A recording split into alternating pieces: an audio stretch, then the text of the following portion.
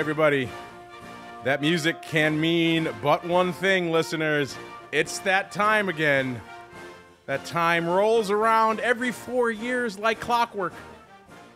Funny how it happens that way. Yes, it is time for yet another Options Insider Radio Network Election Night Spectacular. We've been doing this since way back in the primordial ooze days of 2016. Ironically, one of the participants still around. That was certainly an interesting night out there. We'll get to all that fun in a little bit. Speaking of fun, that is kind of our goal for tonight. We're going to walk you off the ledge. We're going to make sure we're not going to get crazy political here on the show. We'll talk about results, obviously, and how they're impacting things. We'll also talk about how they impact markets.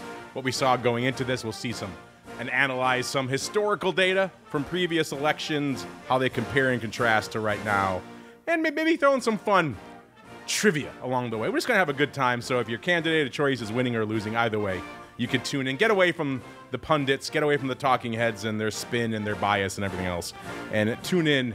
Let us walk you off the ledge and have a fun time. We got quite the slate of special guests joining us on the show tonight, listeners. So it's going to be a fun workout for my voice. It's going to be, we're planning roughly 3 hours. Maybe we go longer. Who knows? Depends what's going on out there.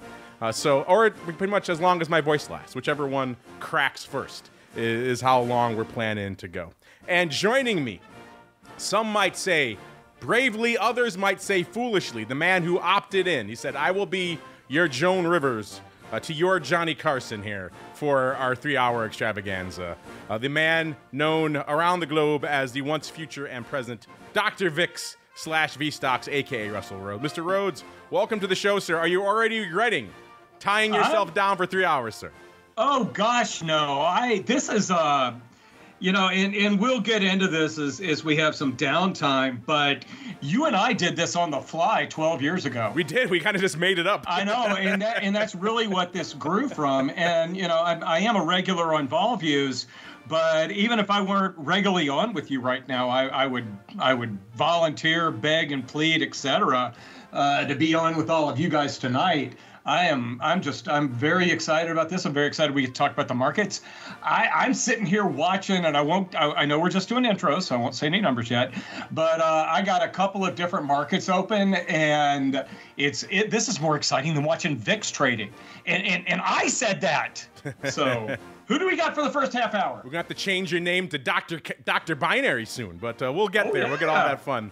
Yes, joining us to kick off our first half hour of our election night extravaganza, listeners. First, we're not just staying domestic, listeners. We're going across the pond, all the way out to the land known in Roman times as Germania, where we are joined once again by our old pal, Mr. Aash Vyas, now the investment director over there at Residence Capital, as well as he moonlights as an author, or one or two or half a dozen tomes you may be familiar with. Mr. Aash, also, you get the credit, the pride of place of joining us at the latest hour. I believe it is quite late where you're beaming in from, sir. So thank you for joining us tonight.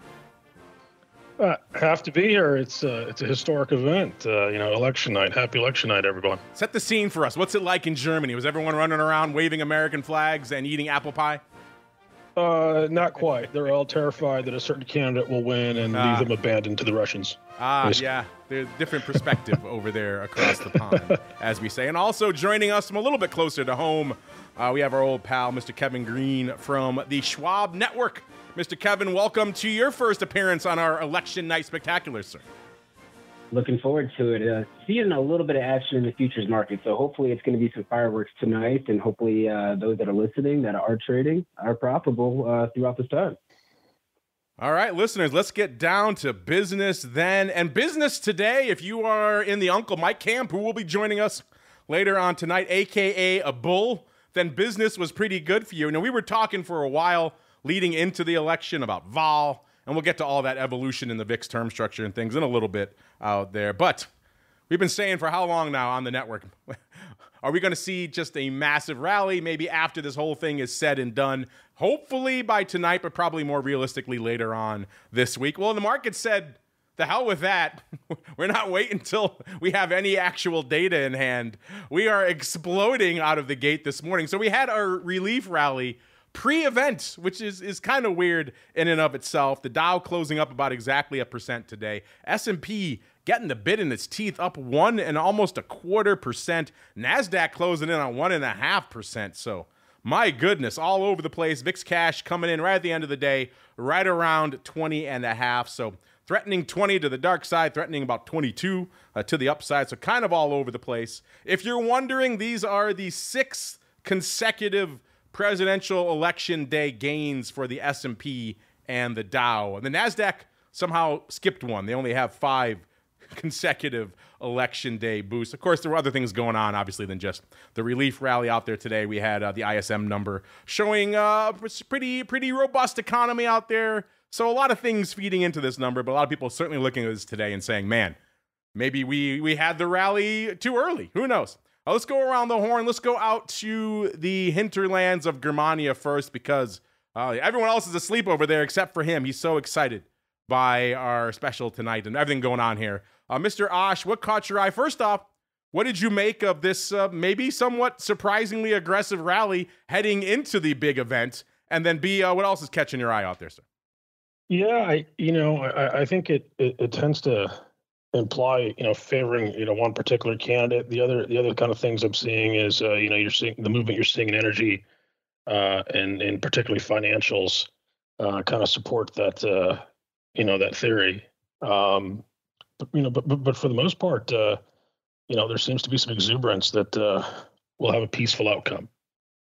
Would you call it irrational exuberance, sir? Are you going that far? No, I don't think so. Not quite there yet for the irrational side. Kevin, same question for you, sir. Obviously, a lot of people surprised by just the velocity of the upside out of the gate. What do you make of this, and what else is catching your eye now that we're heading into the event itself, sir? Yeah, I don't think the move today was fully attributed to the election, right? I mean, we had a pretty significant or a decent consolidation sitting at around the 5,700 level for the S&P 500. We did have a nice little bounce today, but we also had, let's say low liquidity if you're looking at the E-mini S&P bid and ask average, if you will. So I think we still need to see some follow through, especially when it comes to the S&P 500. And if we're going to be able to try to fill this gap that we have to the upside, if you're looking at a daily chart, then that could actually happen tomorrow. Now, you kind of talked about that term structure for the VIX. I mean, this has been on our radar for the last 3 months, right? There's always been this kink in volatility. Now it's starting to become a little bit more realized here. And I think for the most part, I think we're still trying to kind of suss out what the remainder of this year is going to be. We also have the Fed on Thursday too. Like, are they going to cut? Seems like they will, with the commentary around that. So I think there's a lot of events, a lot of economic data this week. I think we just had a little bit of a relief rally. Let's see if it's going to be able to hold tomorrow. And I want to see that on large volume. But I do want to kind of be a little bit cautious because of just the lack of liquidity when I'm looking at the futures markets, especially when you're looking at the indexes. And Mr. Rhoads, the last word is yours, sir. What caught your eye in today's market action, and what else is catching your eye out there, sir? Well, I'm not going to, not necessarily caught my eye, but just a discussion that I had earlier. I've got a daughter that I will mention a couple of times this evening.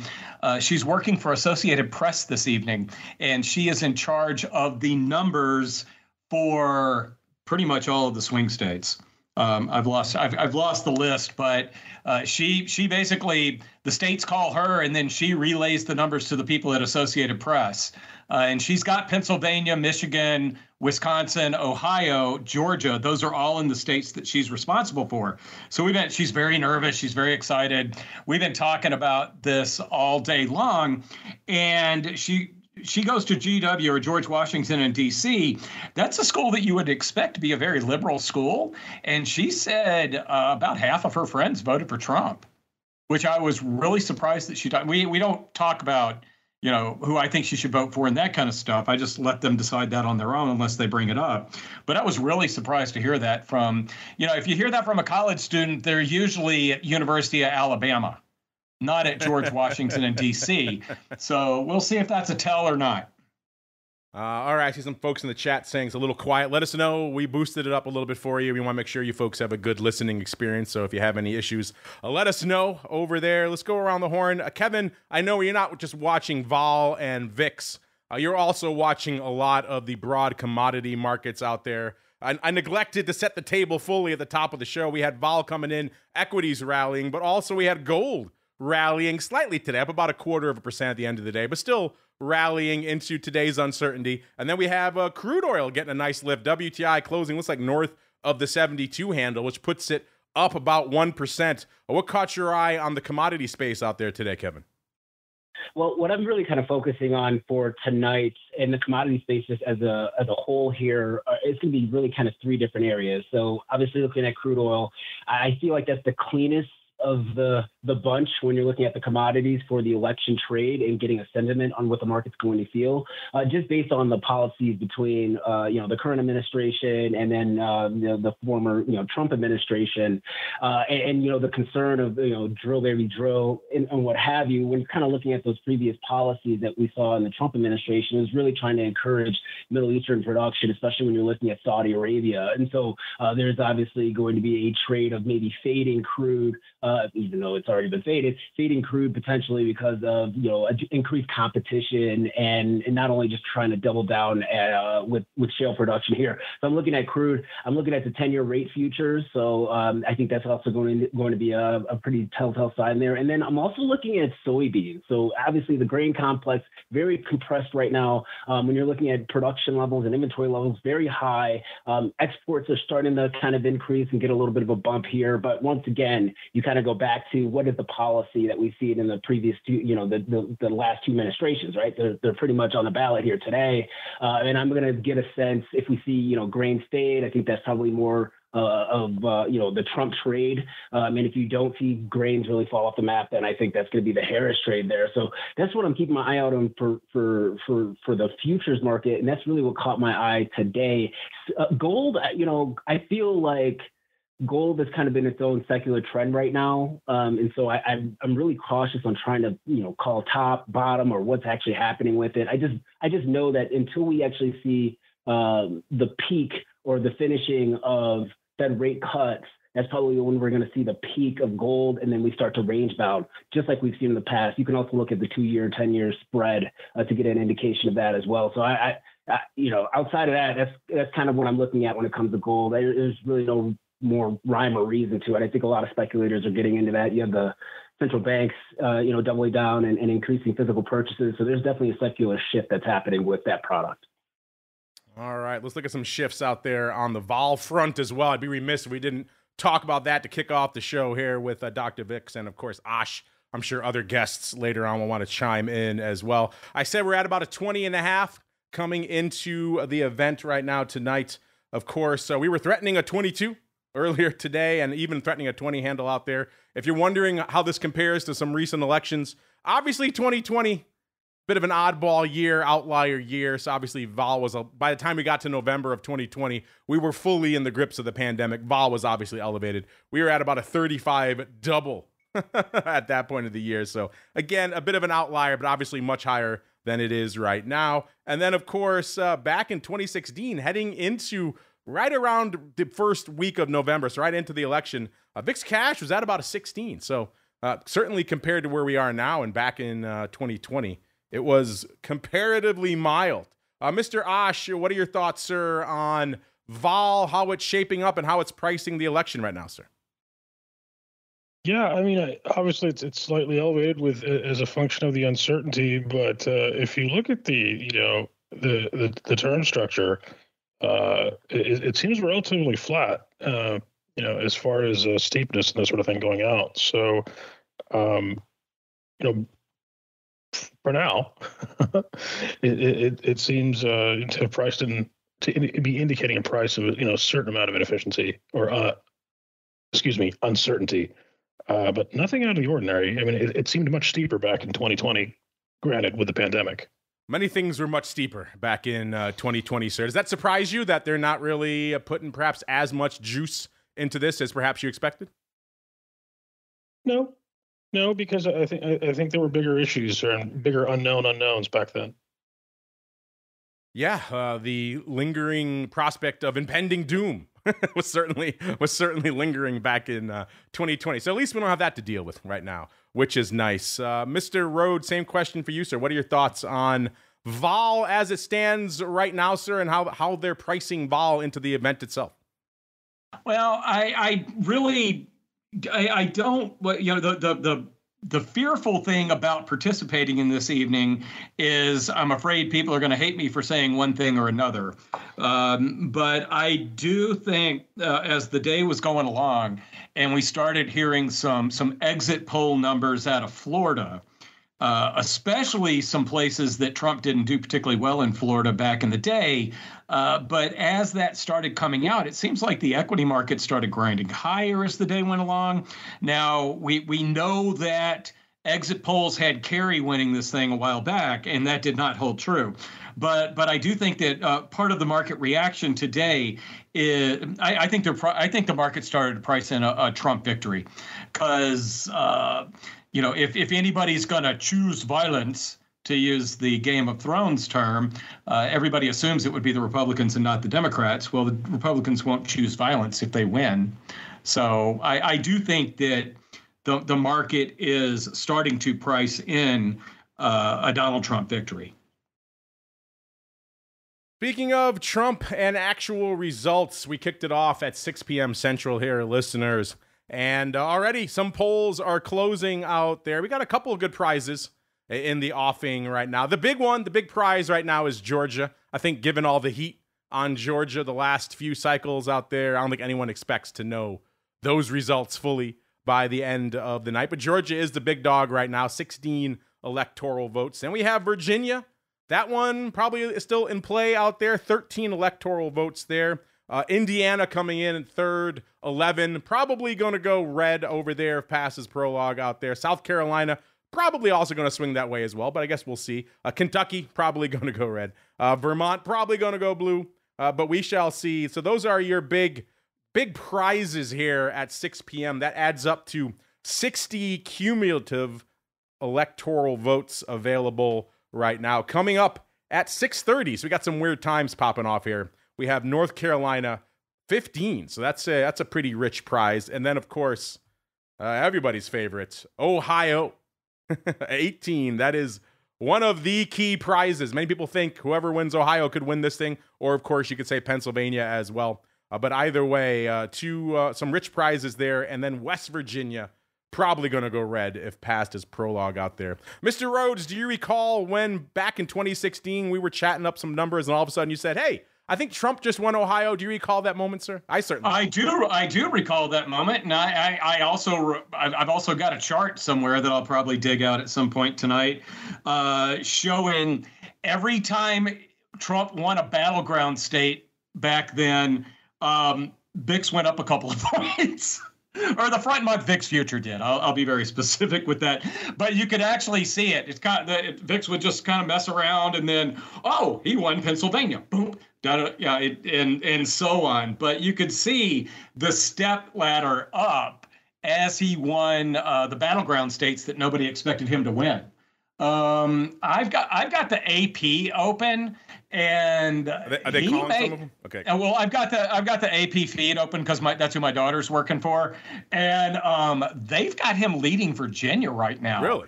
If he wins Virginia, this thing's over. That would be a big get. They also had him losing Georgia, and they just flipped him to winning Georgia. So they're just putting what the trend is in there without calling some states.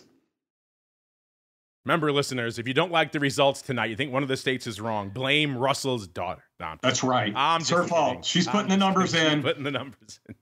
She is. I'm so proud of her. I just can't even imagine. That's awesome. I'm glad to see that she's part of the process. Let's go back to what we were talking about earlier a little bit here with the evolution of vol. This is obviously a big story. Every election cycle, people come in and talk about it. I recall, of course, back in early 2020, Matt, Amberson, and others who will be joining us later tonight as well, really getting fired up about, October, far too bid back in the beginning of 2020. Of course, we all know what happened a few weeks later, late Jan, early February. Something else kind of took our attention away from the election bump in VIX futures. But fast forward, or I should say rewind, really, to this year. And we have some numbers here. Let's go back now. Let's do some monthly snapshots of what we were pricing in The October future back in mid-February, the cash was at about a 12 3/4. The Oct future 20.3, so a pretty decent premium, a little over 7.5 points to the upside. March, we had the cash a little bit frothier at about 14.90. The Oct future at about a 21. So things looking a little bit spicier there in March. April, we have 21 double for the Oct future, the cash at 18.79. So the cash closing that gap quite a bit. Things looking almost close to backward at that point. So things getting a little frothy on the front portion of the curve there as well. In April, May, let's see, the cash settling back down 12 1/4. The Oct future, and again, October is where you're going to see that election bump, listeners, is 17.91. So you're back to about 5.5 points there on your premium. June, middle of the year, middle of summer, usually a quiet time. The cash 12.66 and the October future 18.30 out there, listeners. So still maintaining that pretty much that premium we had for most of the year. July, let's see, the cash 12 1/4. So July, this is July 12th, by the way. So Vol getting smoked a little bit. And October future 17.45, still hanging out about 5 1/4 points there. August, let's see, August, usually a quiet time, but Vol getting a little bit frothier. 14.83 this date here. This is August 16th. And the Oct future was 18.02. So obviously the cash getting a little bit spicier there. September, we all know what happened in September out there. The cash 16.35, September 13th, and the Oct future 18.2. So that, with the cash getting a little bit spicier, we see that premium collapsing to less than 2 points there. Last month, October 11th, again, these are the snapshots, listeners. The cash 20 1/3, and the October future 21. So obviously, as October slides into that pole position, we also see some intriguing evolution. They're now, of course, coming in as of last week. We have November in the pole position, and we have that futures at a 20 and the cash at a 21. Mr. Dr. Vix, we'll start with you, sir. What's catching your eye out there in the evolution of the term structure this year? Well, the thing that really got me, and I want to bring this part up because we've got our European representative on, but you know, it appears that the VSTOXX term structure over the past week or so started to just kind of brush off the election and go back to that seasonality that we're used to with a dip in December, where we're not seeing the same sort of lower price for the December VIX future versus the other futures along the term structure. It's still only about a 45-cent drop from January to December.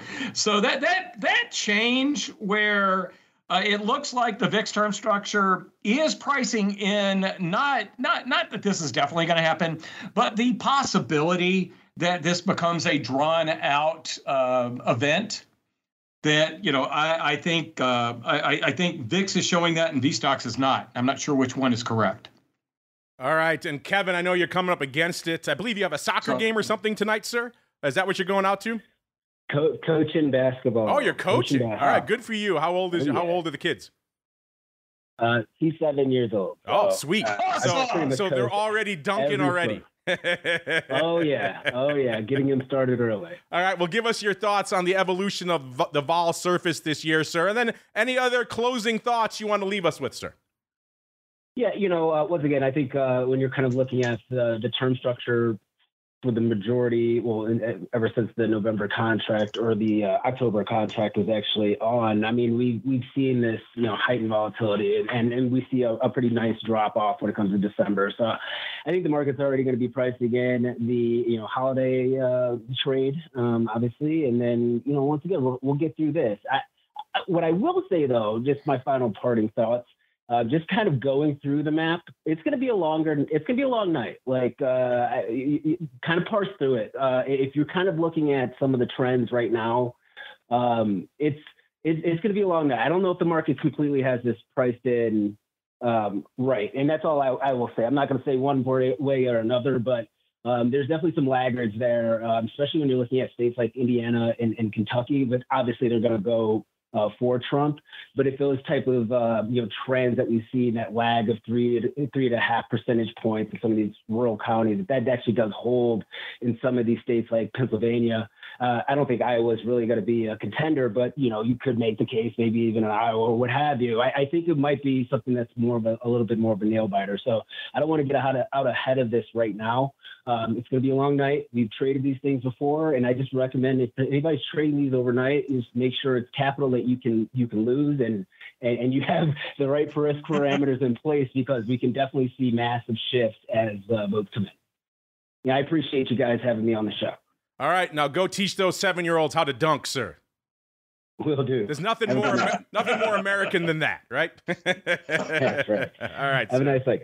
Have a good one. And Mr. Aash, sir, while you're busy enjoying your apple pie with the side of sauerbraten and perhaps a nice Wiener Schnitzel, what are your thoughts on how Vol has evolved, or perhaps not really evolved? As we just pointed out, that premium was mostly pretty static throughout the year, sir, in terms of the election juice. No, I think it was, but I think one of the things we have to keep in mind too is the evolution of the vol markets themselves, particularly in the S&P and the daily and shorter term options, and perhaps a gamma wall that VIX may have to overcome, barring a huge unexpected event and that sort of thing. The other thing that I thought was interesting as it pertains to the election was where the candidates were campaigning towards the end there. Like the Republicans were campaigning in New Mexico, Virginia, and New Hampshire, of all places, which, would seem, not the best use of their time unless they actually think they can flip them. Right. So I think that's interesting. I think Russell talked about the possibility of Virginia. The last poll I saw, New Hampshire was actually 50-50, which is very surprising to me for a New England state to be that close. And the only other thing was, the other thing that seems different this time is with the early voting, it seems like there was more of a Republican turnout.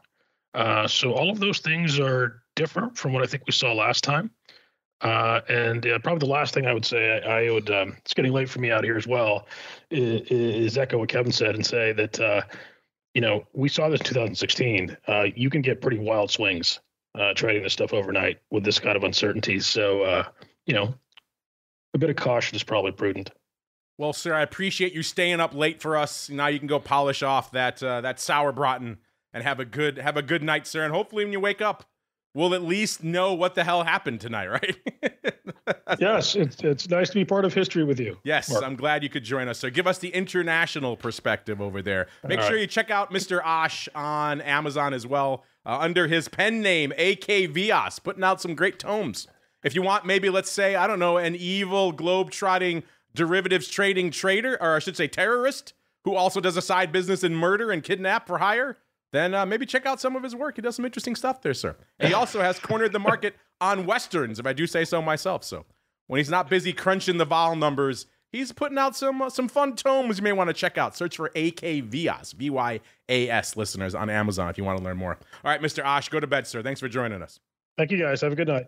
All right, and as we kick off Mr. Aash and Mr. Kevin, we are now joined. It's just a hot swap tonight, listeners. People are coming fast and furious throughout the night, so strap in. We've got a fun 3 hours for us. Next up in the old hot seat, joining myself and Mr. Joan Rivers, is, of course, the Rock Lobster himself, beaming in from the shores of Maine. How's it going, sir?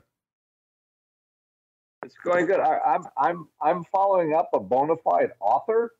Oh yeah, Aash is big time. He's written about, I don't know, wow. close to at least 5, maybe 10 novels right now that actually sell pretty well. He's got the market. I was joking, but he has the market cornered on Westerns these days. He's huge in the Western space, and he has some other ones, thrillers and some children's books as well. So yeah, when he's not crunching the vol numbers, Aash has really been moonlighting seriously as a real professional, honest-to-goodness novelist, and they're fun. Yeah, like that's somebody that's some real talent. I can't believe I'm following a guy like that. We're not messing around on the election night spectacular, right? We bring the heat. I guess you bring the big gun. You bring the heat. We bring the heat. Well, we'll get your thoughts in a second, Mr. Rock Lobster, but first, we do have some results coming in, kind of playing out the way we expected it, listeners. As I said at the top of the show, Indiana probably going to go red, and that is the case. That has been called now by the AP. Again, we're looking at AP, trying to avoid, whenever possible, any quote-unquote biased sources. I know everyone's going to have an issue with every source, but we're trying to keep it down the middle here, listeners.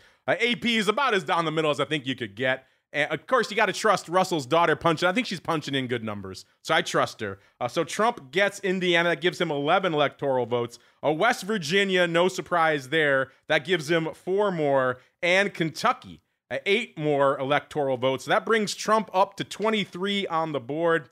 Harris right now getting Vermont. Again, no big deal. No surprise there. As a born and raised Southern New Englander, we know most of New England's probably going to go blue. There might be some surprises. We talked, Aash mentioned New Hampshire out there. They're showing in the AP poll that it's leaning blue right now. They're also showing Virginia leaning blue here, which probably expected, but Russell was saying perhaps might go. The South Carolina, obviously, leaning red. Florida, leaning red, looks like. And Georgia, leaning red, but it's still early in the counting there. All right, Mr.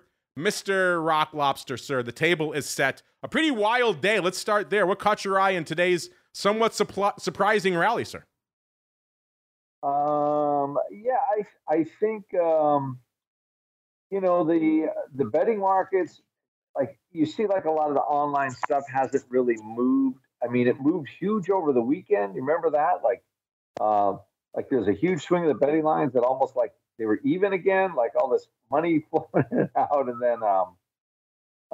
and then they dropped like 55-45 ish in favor of Trump, and then like Monday, basically vol started coming off Monday pretty early, and then Tuesday. So I think mostly there's some just fatigue. Like right now, the separation between live vol and realized vol, what I'm telling our subscribers, students, and option pit is like it's the biggest disparity we've seen in a long time. Like for broad market, it's huge. I probably could use a Russell Rhoads number. I don't remember seeing it that big in any election. Like 2020, remember, like it was like we were coming like the COVID thing. It was another winter of whatever despair, and oil was in the ash can. And I think everybody was kind of like weary of the whole COVID thing. VIX was like 30 something, but VIX was very high, but SPX was at the lows for the year that wasn't the COVID lows. So remember, we kind of had that, the summer euphoric rally when we all survived, and then and then the sentiment got really poor, and then election came, and then we had like a week later, miraculously, Pfizer found their cure, and then stocks basically took off. Then we had the wild days of 2021. But right now, like from a vol point of view, so a lot of the heat is came off of VIX, and the VIX futures actually came down. So from like close 20.5 maybe on Friday, the November contract, and I think we're down in the 18. 18.5, 19, the November contract. So that's a pretty solid amount coming out. So somebody somewhere is starting to sell the volatility. Stocks kind of broadly rallied. So Trump's been favored for a week in the betting polls at least. So again, anytime somebody's favored, it's more certain. But also what's certain is the damn election will be over today. So again, the results, who knows? But at least we know we don't have to listen to the damn commercials anymore. I think there might be, I think this whole thing has been going on for a month. And I think there's just some, like I call vol fatigue, when volatility is very high, the market's really not doing anything, but nobody's selling any juice like in a big amount. And that really didn't start happening. Well, I think there's all fatigue set in finally to kind of some sellers finally decided to step in and start selling it. But this week's straddle and the SPX was what, 16, and I don't even think it was that expensive. What was it, $13? It was $13 SPY, $130 SPX for November 8th. I have to say, it feels light to me, to be quite honest. But and that was $16, $17 last week, pretty solidly the whole week. So it's the fact we maybe didn't do much last week overall. And now we have, we're basically, like I said, we're elections today. Votes are coming in. We likely, the fact that we don't have results, by the way, in the same day is, I think we're the only 100 countries that get results faster than the United States does in the globe, which is pretty ridiculous. But anyway, the election will be over. We'll have a winner, I hope, and we hope that the tail risk that the market was pricing does not come to pass. And who knows what that would be, but when you're trading and you're trying to price something that is kind of an unknown, and I think that some of that pricing came out today, and some of the upside in VIX pricing came out today as well. So overall, just a deflation in the bubble, but not an all clear sign by any stretch. I'm just checking here. We got our chat saying Dade County, Miami is coming in heavily for Trump, which does seem to be, it's trending on Twitter right now. So that does appear to be the case. We also got him pointing out that the DJT is up about $7 in extended hours. That appears to be the case. You're right. It got halted, I know, at least once today, maybe multiple times. This thing had quite the range today. 40 3/4 to the upside, 31.45 to the downside. It closed at 33.94, and in the after hours up, you're right, 763, or about 22.5%. This thing in its last quarter made what, less than $1 million in revenue, $7 billion market cap. So it is truly, I mean, we'll probably get to this more later, but it is truly an election binary. It's 0 or 100, or somewhere in that range, depending on the outcome of tonight. Kind of crazy. Also, we got some love coming in here for Ash's books. He says our listeners say the Shannon Dumas books he has are pretty solid reads. Yeah, he's quite the Western auteur over there. So a lot of intriguing stuff. But Mr. Rhoads, I know I was joking earlier about AP being impartial, but you have a serious update for us, sir. Yes, I do. Well, I swear I'm not gonna talk about my daughter every time you turn to me, but. She had, all of the people that are working on the data part of the election, they had a big orientation for them late last week, and they couldn't have emphasized enough that we are neutral. We are here to report the numbers, and that's it. If you get some numbers and you don't like them, tough, put them in. This is your job. So they were in. Most of the networks do use AP. And like I've got Bloomberg on right now, and I've got a couple of other networks. And every time they claim a state or say a state's been won, they refer to AP. So, she as she jokes, she's got the whole world at her fingertips right now. Not really. She's one of a lot of people that are doing the election is literally at her fingertips right now, sir. So might be some hot money flying her way in the next few hours to push some buttons. We shall see. We shall see out there. If the binary markets are to be believed, we'll get to all that fun in a bit. That could be the case as well. But Mr. Rhoads, I saw you just tweeted out a throwback to the 2016 election, looking at the VIX futures and the S&P futures. You want to break it down really quickly for our listeners who are not following? Oh, sure. So I found a slide there's a little bit more to this story. I had a lunch presentation in Milwaukee the day after the 2016 election. And I basically, every time I would go out and about back when I worked at SIBO at the time. I got up and I said, well, I'm supposed to do a teach-in on VIX, but who wants to talk about what happened last night? And on the train down to or up to Milwaukee from Chicago, I made a chart that I just tweeted out, and it's basically the November VIX futures going up, getting just moving up, and the S&P futures limit down, and it's really hard to see. But I always love to hang my hat on this. The VIX futures did start going down before the S&P futures came off limit down and started going up. I don't get paid to say this anymore, But I always say things that I believe. You do want to be paying close attention to that VIX future if you're starting to try to get an idea as to how the markets are taking whatever information we get tonight. And it'll, it's not doing much of anything right now. It's just kind of goofing around. Then also, I did want to note that Andrew brought up the implied vol on the November 8th options. What's kind of interesting was the implied vol on the at the money implied vol for SPX options was really high relative to other days for tomorrow's options. You can kind of guess that. That number's up around 30 now. It's right at 30 if you average the call and the put. Then when you go out to November 7th, it's 27. And when you go to November 8th, it's around 25. Those numbers were higher last week. It's not like it started to come down after the election. And we were blaming the FOMC announcement on Thursday for that one.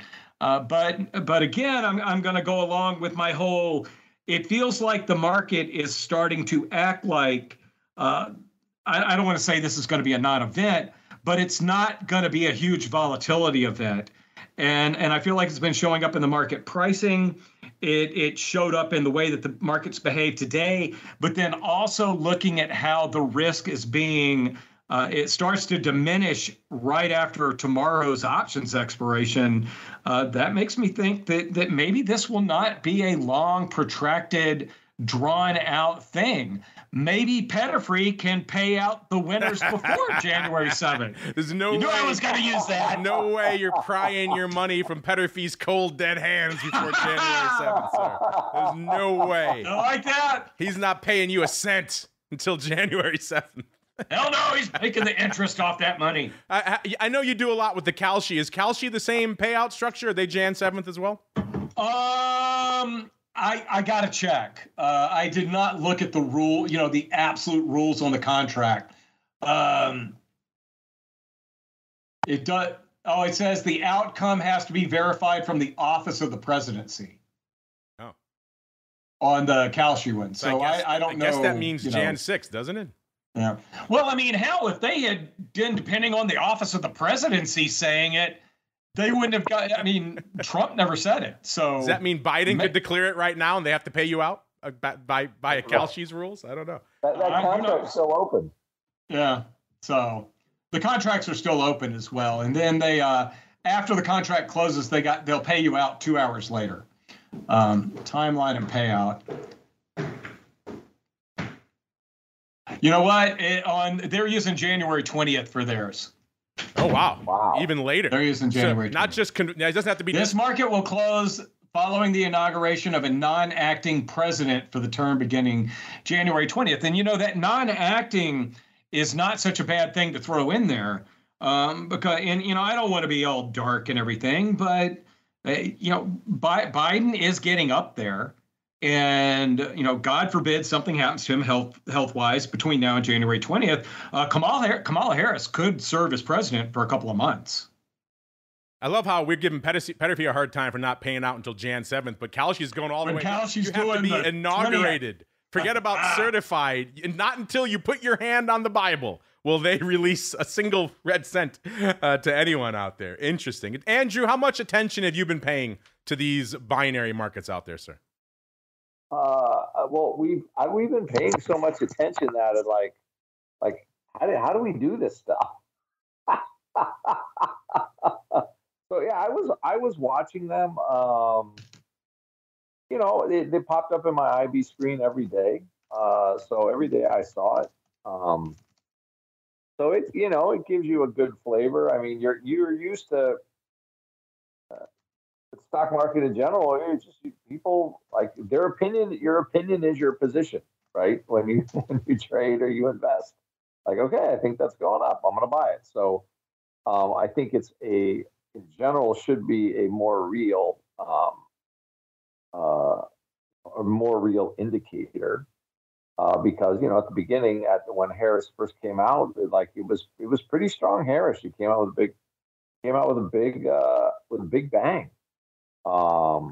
the shock of just Biden resign, and I guess quit the race. What do you call that? Abdicating the race. She came out hard in the betting line. She was big favorite. So it's shifted over time. So so I think there's some. I think it's a decent indicator for what's going on. But yeah, I did watch them, and it was interesting. I like the idea of a mixed presidency House meeting. One party's kind of got some power somewhere to kind of kick the other party. Like, I think it's great that both parties kick each other in the teeth. I think it's necessary. I'm not thrilled with one party running the whole show because I haven't seen either one of them do that good of a job doing it. So, but and the betting lines are kind of, I think it's a little more even there on the betting lines with ends up with the Senate or the House. So, I think they have been useful. But speaking of the internet thing, I saw the funniest thing. Like somebody, I guess, for the first time ever, Amish people were voting in Pennsylvania. They were, and I didn't think they voted before, but something happened. The FDA came and shut down a cheese making thing or something with the Amish community, and they got all bent out of whack. So I guess they mobilized 100,000 Amish people to vote. So we'll see how that actually turns out. But somebody I know you kind of like your the Star Wars, Lord of the Rings type of Eye of Sauron stuff. Kind of likened it to like the wood people coming out and on the internet, taking on the Eye of Sauron. So I thought it was kind of the wood people. It's kind of funny. The wood people coming out and like, listen, we're getting even. So I thought that was kind of a funny answer. Those are your people, your fellow woodworkers. You should love them. Yes, they're quite skilled, actually. I am but a pittance compared to the high level master. Can you erect a barn in like 20 minutes? I don't think so, sir. I cannot. I try to. I'll send you the pictures of my pallet shed. I'm practicing for my chicken coop debut this spring. So I threw together a pallet woodshed. I'll send pictures so you can mock my buildings. I shall await them with bated breath, sir, as we check out what's going on right now on these quote-unquote prediction markets. I say prediction. Normally I'm the one, listeners, I'm out here championing really, at the end of the day, any real money market, because it's usually going to be a much better predictor than any sort of other analysis you can do. We see this in the financial markets all the time. At the end of the day, what analysis people put into things that they spend their hard-earned money on, usually they put a lot more effort into that than, let's say, the response to a poll or some sort of market research they do, or whatever the case may be. But I started to kind of keep an eye on these binary markets. It wasn't that long ago, about a month ago, I would say, when we had the folks from IB on, and they were all giddy because Kalshi had just gotten approved, which meant they kind of piggybacked on that lawsuit as well. So they got to launch. We were joking about Thomas's, but he has this Forecast EX that they created. They launched their own event binaries now. And kind of watching these markets evolve over time has been fascinating. And also, as someone who's been doing this for a while, kind of the hair on my back of my neck started sticking up when I was like, I might smell some skullduggery in this. But right now, as we're looking at this list and looking live on Kalshi, they're bouncing around. Trump is right now 63%. So he is definitely surging. He was down to about 49%. I want to say this is just from a couple of sessions ago, November 2nd. So he has surged quite a bit. Harris was at about 48, almost 49%.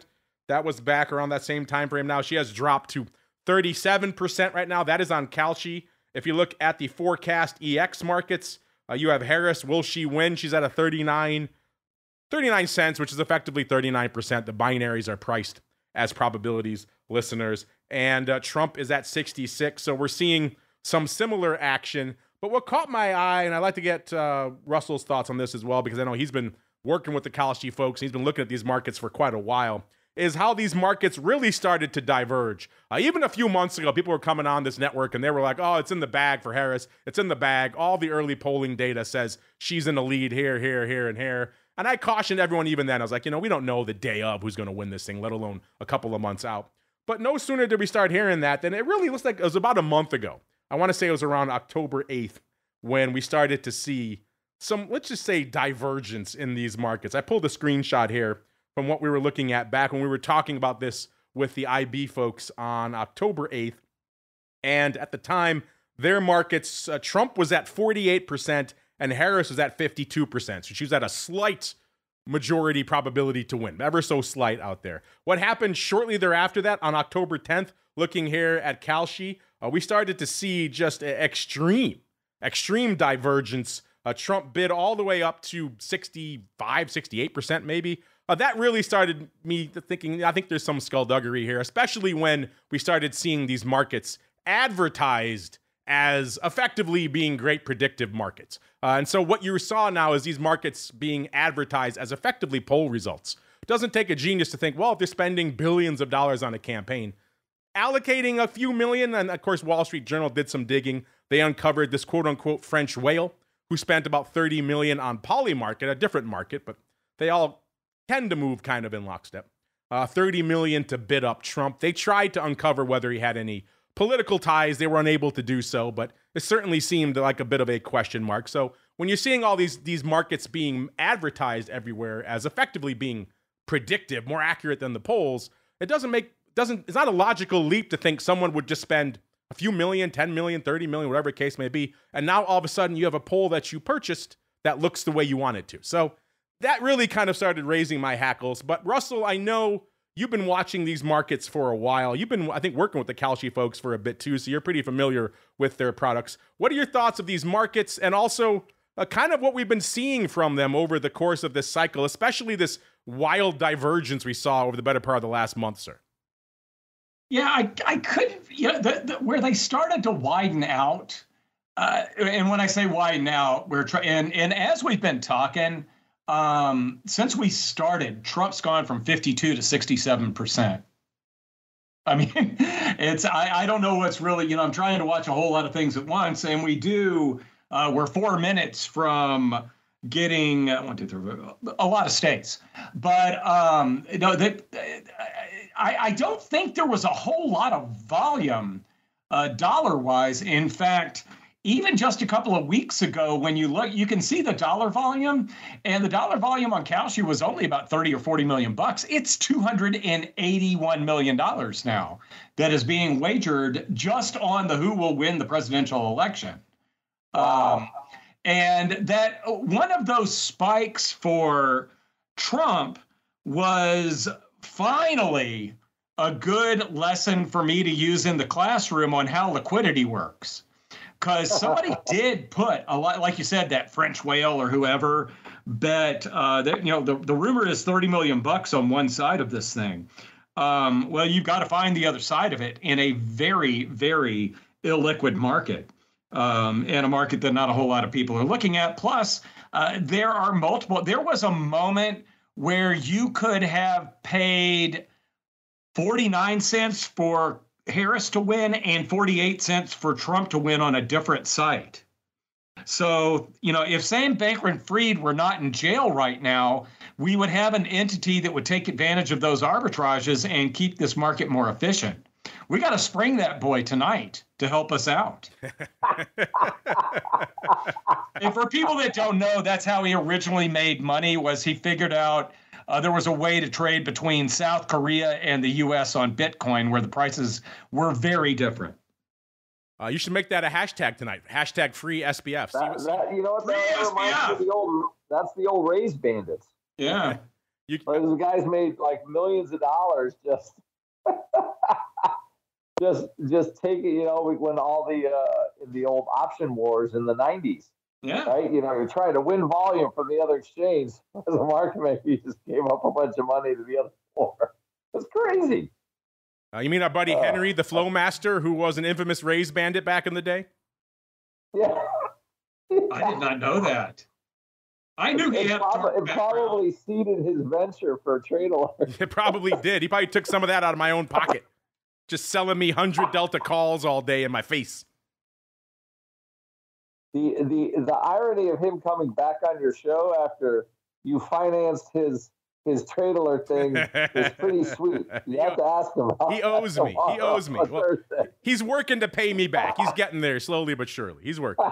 He's working out there. As we keep on working here on the thing, what were you guys up to in the pit? Do you guys have any analysis you guys are doing for the election night today, sir? Yeah, I mean, we were doing these tonight. We've just mostly been concentrating on sort of the winners and losers. You know, we've got some ball trades on, obviously, post-election. Let me guess, long a boatload of puts. Yeah, long some ball puts. I mean, they're not even, the reality was, you know, because you had the curve kind of back, like, overall, I didn't think they were that expensive, to be honest. Like the 17 puts for $1, it's not very much, I didn't think. Especially when market vol was so low. Like there was no vol going into this. People wanted stocks, so it's like there was a lot of very odd, currents going into it. It's like if Russell was talking, if he, I can't remember stocks being this high, live vol being this high, and realized vol being this low. I've never seen that I can remember the level we had in the last month. I can see one or the other, but not kind of all three of those things happening. I think it's the first time that at least in the last 10 years since I was market option pit looking at VIX every day, I've never seen that. Which if you never see it and it happens once, that means it can happen again.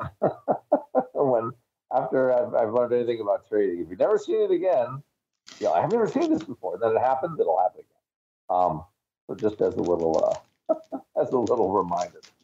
I will caution you about that put love. I had the same feeling. I'm really that convicted about downside in VIX. I had the same feeling last month about the OCK 18 puts for $1.03. I said, these are a screaming buy. How could I not buy these? And of course, they worked out pretty well in like the first week, and then they just went to die. So I hope you're right. Yeah. I have some 17 puts myself right now. I hope you're very much right, but that definitely disabused me of my, shall we say, motivated buying, sir. Yeah, I closed I closed my 19 puts early, and then I had a graveyard of like the 18, 17, 16 that was not great. Poor discipline on that one. Like maybe this future is never going to see south of 20 again for a month, and I knew it was happening too, which is the worst part. But I'm like, the market's going up. Paul's got to come in a little something. It's got no. Dude. You just use your head. Anyway, but I used the 50% rule. I got out of half of my puts, but I only felt half stupid. But yeah, we'll see. I think overall there'll be a pretty good opportunity. And mostly we're talking 6,000 SPX by the end of the year. That's really what talking to students like. Listen, you like Palantir today up 20%. It's a $50 stock now. They are big stack, teaching all these companies how to use all the money they're spent. Like that was a smart. Okay, I'm going to buy all these NVIDIA chips. I'm going to do AI stuff, and now I need another company to teach me how to do all the AI, use the AI stuff. And that's, I guess, Palantir. So just off to the races. That was what we laughed about that stock. $7, $50. I got run over selling 8 puts in that. Doesn't seem like that long ago. No, it was it wasn't. It was 2 years ago we laughed at it. Yeah. And I got put that stock just being an idiot and ended up doing great on it. But a total idiot move. Like I got put, I'm like, I'm not selling this stock for like $8. It's dumb. So anyway, but I think that current is still the current that's pushing us. This politics, it's all I think the problem with the rhetoric now is so bad in general because there's so much money in it. Like the U.S. government is spending so much money and distributing so much money now. It's too big. And when you have that many people that want that money, the rhetoric just gets awful. because there's just too many people that they're at that trough. Companies, businesses, organizations, who knows? So it's just not. I don't know. I like to see less of it because I don't think it's a great. I don't think it's great for our political discourse. All right, listeners, we are at that time here, 7 p.m. Our chat's freaking out about colors. I'll get to all the colors in a second. Our board is starting to light up with some colors. Russell, your daughter must be busy. I'm seeing colors on my screen over there. But let me first welcome on our next guest now. It wouldn't be an election night spectacular if we were not joined by the man himself, a.k.a. Dan, the man Gramza, from Gramza Capital Management. Mr. Dan, welcome to the show, sir. How you doing? I am doing terrific. Thank you very much. Really excited about exploring some of these markets tonight and seeing how the market is going to absorb all the things going on. So it's an interesting day to follow what's happening here. And I like the futures because I can see how they continue to absorb information. And because they're trading 23 hours a day. So it gives us that chance to see what happens overnight. Right now, we got Asia open, and we'll see what's happening with them. All right, let me hit some results here first, and I want to get your thoughts on today's maybe somewhat surprising rally as well. What else has been catching your eye across the broad spectrum of the futures market? But here we are now, listeners, 7 p.m. Central. So we have more states closing here. Let's just get to my list of the prizes that are available. Some juicy ones here. 7 p.m. Central. We got Alabama, 9 votes. Connecticut, my old stomping grounds. Everyone thinks it's a nothing little state, but 7 electoral votes there. A lot of people actually live in Connecticut. No one realized that. Postage stamp size state, but a lot of people packed in there, around 3 million. Delaware, 3. D.C., 3. Florida, big prize right now, 29. Illinois, 20. That one probably pretty obvious which way that one's going. Maine, 4. Maryland, 10. Massachusetts popping up now there as well. And then we've got Mississippi, Missouri, New Hampshire, Missouri 10, Mississippi 6, New Hampshire 4, New Jersey 14 electoral votes. So Sopranos territory looking rich. Oklahoma 7, Pennsylvania, some say that is the jewel in the crown this cycle. In the previous cycles, it has been Ohio. Right now, everyone's saying who wins Pennsylvania might win this whole thing. 20 full electoral votes for that. Rhode Island with a sneaky 4. You can hit Connecticut and Rhode Island one day. Bam, 11 electoral votes in your pocket. People ignoring Southern New England. And then, of course, Tennessee with 11 out there. And right now, again, Russell's daughter has been busy. She's been putting in some colors. We've got, of course, right now as they're coming in, we've got Vermont. We talked about that before. Massachusetts, no surprise there. Most of New England usually pretty solidly blue. Massachusetts being declared for Harris. That's 11 electoral votes in her camp. She got Maryland now as well. That's 10. So that brings her up. Oh, she got Rhode Island and Connecticut as well. So that's the 11 I was just talking about, 7 and 4. So that brings her total up to 35 right now. Meanwhile, we've got Trump moving on. He had South Carolina before. They're calling Florida for him now with 55.7% of the vote in for him, 43.5% for Harris. So they're calling Florida for him. That's a big one. Alabama for him, no surprise there. That's 9 votes. We got Mississippi, 6 votes also for Trump. South Carolina for him, 9 votes. Tennessee, 11 votes for Trump. And then Oklahoma slotting in at 7. So that brings Trump now to a whopping 95 versus Harris's 35. Obviously, big ones still in play. Ohio, Pennsylvania, Virginia. We'll be really watching to see what plays out there. All right, Mr. Dan, the table has been set. The floor is yours, sir. Regale us. First off, what did you make of today's somewhat surprising rally? Not just an equities, gold rally and crude rally in today. And then B, what's been catching your eye in the commodity markets leading up to the election, sir? Well, I'd say a few things. I guess on the stock market, on the indices, a word that comes to my mind, yesterday, I felt it was on the sidelines. It was waiting for a reason to do something. What was interesting for the way I look at these markets, which I call behavioral Japanese candles, is we had a bullish setup. Even though for the last 3 days, they've been selling the S&P, what's interesting is the structure behind it. And so today, when we started to move up, I didn't think today would be as big as it is. But if you go back and look at presidential election days, they're oftentimes positive. And, I've often wondered, Mark, maybe it's positive because our system's at play. The political system in our country is working, and we're having an election, and that's a good thing. But an up day is not unusual. The other time frame that's interesting, and I don't think it'll come into play here, is Asia. It's because the market, as results come out, like you're giving us, the market's going to be absorbing that, right? Is there a bias? Is it moving a certain momentum in a certain direction?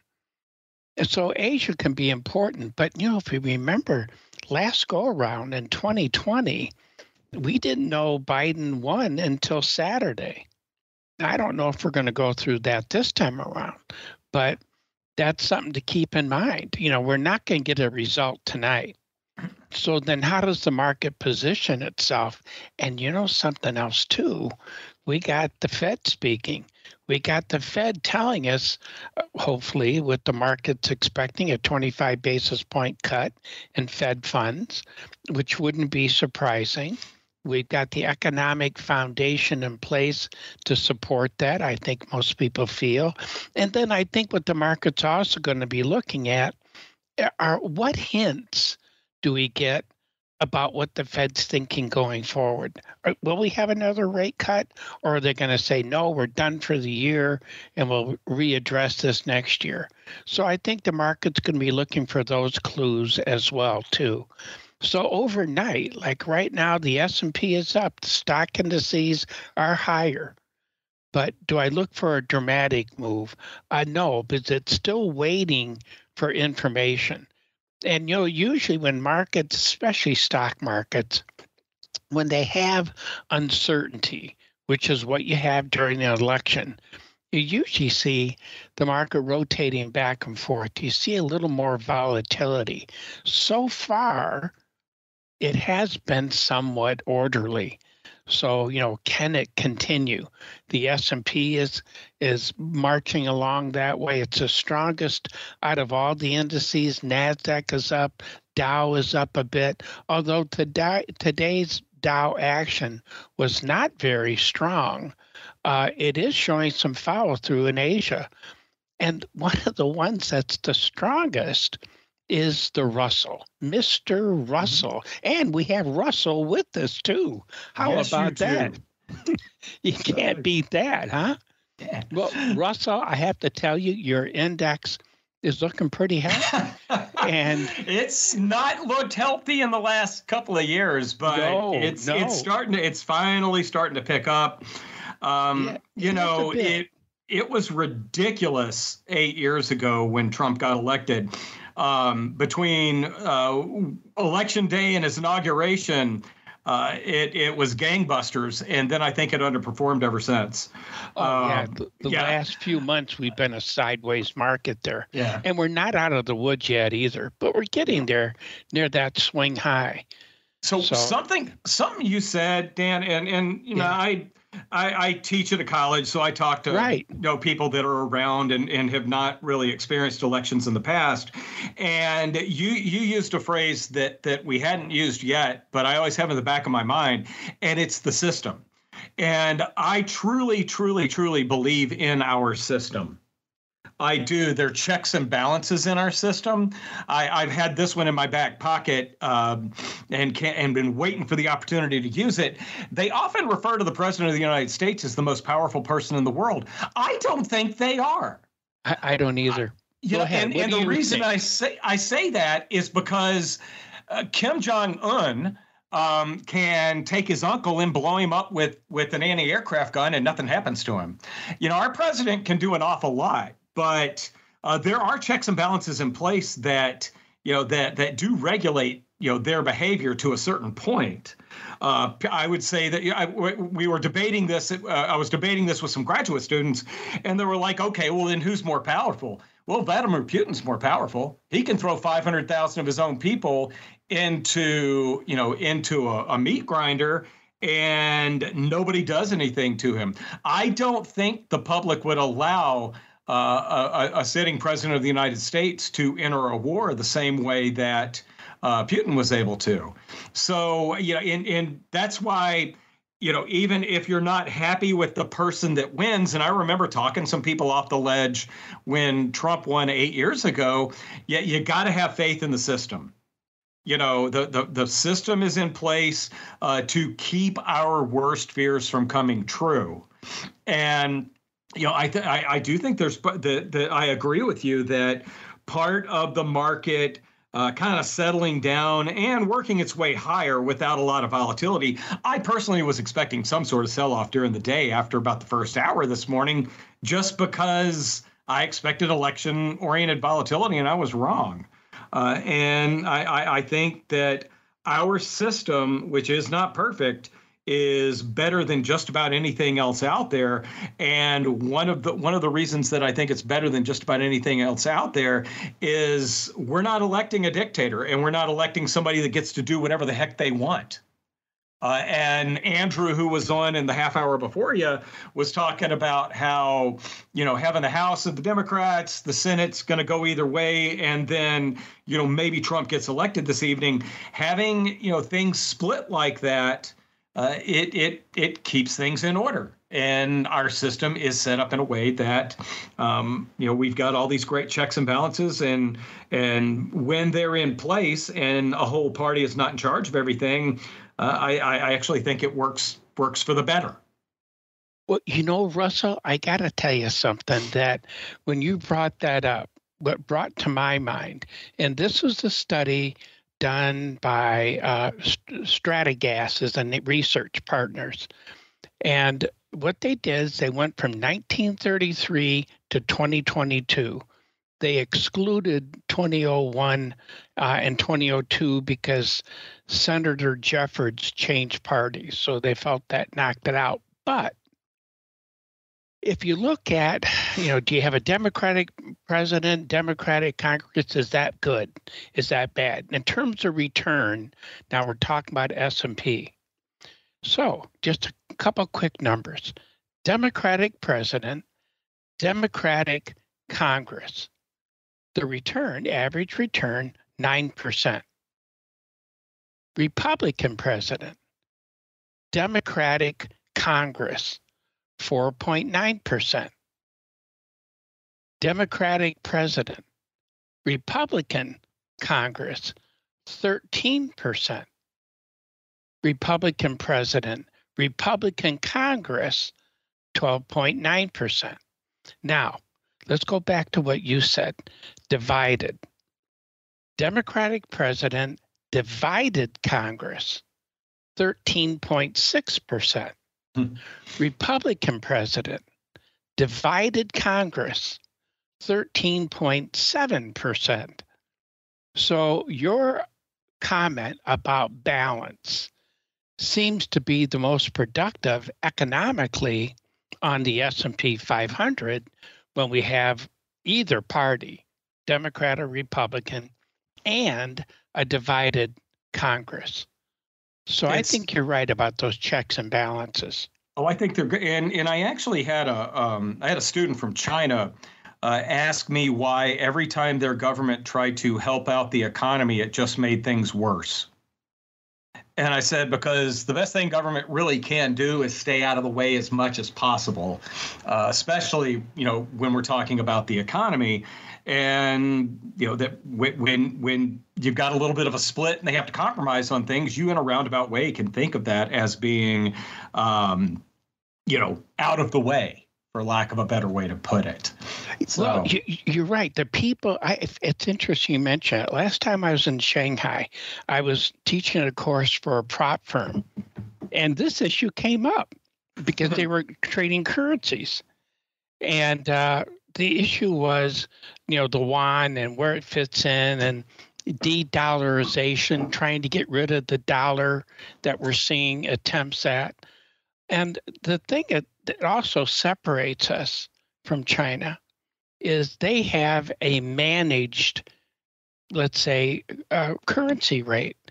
They manage the currency rate. The government does. Here, we regulate the currency market. We don't manage it. And, in China, they have a managed economy. I mean, look at the trouble they're having now after COVID with all the real estate that they have. They have a load there that it's really haunting them. And they really haven't stimulated. And, Russell, what I find interesting is we see it reflected in some of the commodity markets. I mean, if you look at copper, for example, copper's been going sideways for quite a while. And why has it been going sideways? Well, China's not there to participate. They use 50% of the global supply of copper. They smelt over 48% of the global supply of copper. And China's not consuming it. We're not seeing their footprints. And the result is we've been stuck in a sideways market. Their economy just hasn't turned on. So that managed economy, like you're talking about, there are some challenges with that. And I think right now, copper and other markets are an example of the lack of China's participation on a global scale. A lot of people don't realize this, but iron ore, I think that's what it is. And you know this much better than I do. I'm bringing up something that I know 2% of what you know. But iron ore I believe both in Australia and in China is a huge futures market. Yes. And I haven't looked at it in a long time, but I would assume, and that's basically steel.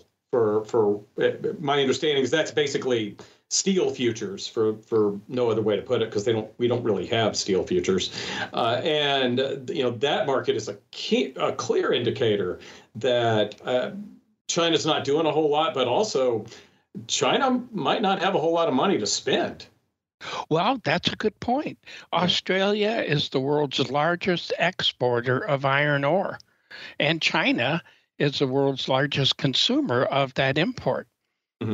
So yes, you're right. That's another great barometer that you see the signs of China participating or not participating. And do they have the cash to really infuse? Now, they said they have. Remember, just a few months ago, they said, we're going to put 1 trillion yuan into our economy. Well, it's one thing to say it, it's another thing to do it. And so far, we haven't seen them do it. But they did get some manufacturing data coming out last week, I think it was, and it was starting to turn a little positive. But we're a long way away from them participating, globally in the market. And I'm looking at a couple of China index futures markets that are open right now. My feeling, and you never know. You can. I've told people you could tell me exactly how a macroeconomic event's going to play out, and I still wouldn't trade it with major certainty because you never really know what the market's expecting. But the two China futures that I've got open right now, it's the FTSE China A50 and the MSCI China A50. I think they're pretty much the same thing. They're both down about 0.5%. You've got to assume with all the tariff talk that if that the Chinese equity market would hate a Trump victory. But it doesn't really seem to be reacting. Well, I think it's because, and that's an excellent observation. I think it's because it's not reality yet. And is Trump? Why is Trump saying this? Is he saying it because he's going to do it, or is he saying it because it's a bargaining chip that if he gets elected, China's going to be talking? Their attitude towards talking to United States about the economics of our trade will be different than if Harris gets elected. So is he going to do what he's going to do? And the thing, Russell, when it comes to tariffs, we have had tariffs. You mentioned steel. We've had tariffs on Chinese steel since Reagan. Every president has maintained steel tariffs except George H. Bush. All the other presidents had it. But I know it seemed like when Trump started it, it really blew up a lot. But we've always had it. And the thing about it is we both know, okay, you have a tariff, but I'm China. I send my steel to Vietnam. Vietnam goes, oh, steel. They stamp it. It's now Vietnamese steel. Yeah. We buy Vietnamese steel. Same thing happens with crude oil. Russia, do we buy crude oil from Russia? No, not directly. If it goes to Kazakhstan and we buy crude oil from Kazakhstan, we're buying Russian crude. And once it gets refined, and if we're buying that kind of product, you don't know the story. So the tariff issue is front and center, but what's the reality of it economically, globally? And it's what I always find interesting. And you're right. You would think a Trump victory would create a lot of downward volatility for China. Dan, we've been talking a lot here tonight about these prediction markets, binary markets, call them what you will. I don't think you and I have really had a chance to chat about these since they really started coming online hot and heavy for the election about a month ago. You're a hardcore futures guy. You've been around the space for a bit. Where do you fall on these binary / quote unquote prediction markets? And do you think maybe people are reading too much into these as predictive tools, or maybe not enough? Where do you fall, sir? Well, I'll tell you what it reminds me of.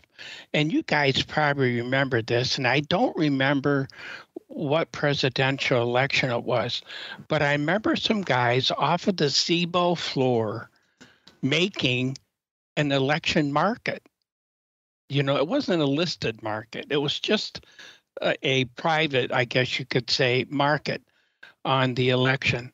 And the school that, and I can't remember the fellow who started it, at Ohio, University of, Iowa, had a binary system going actually for quite a few years. I'm not sure if it's still in play, but the issue with it, it's almost like the 0-day options.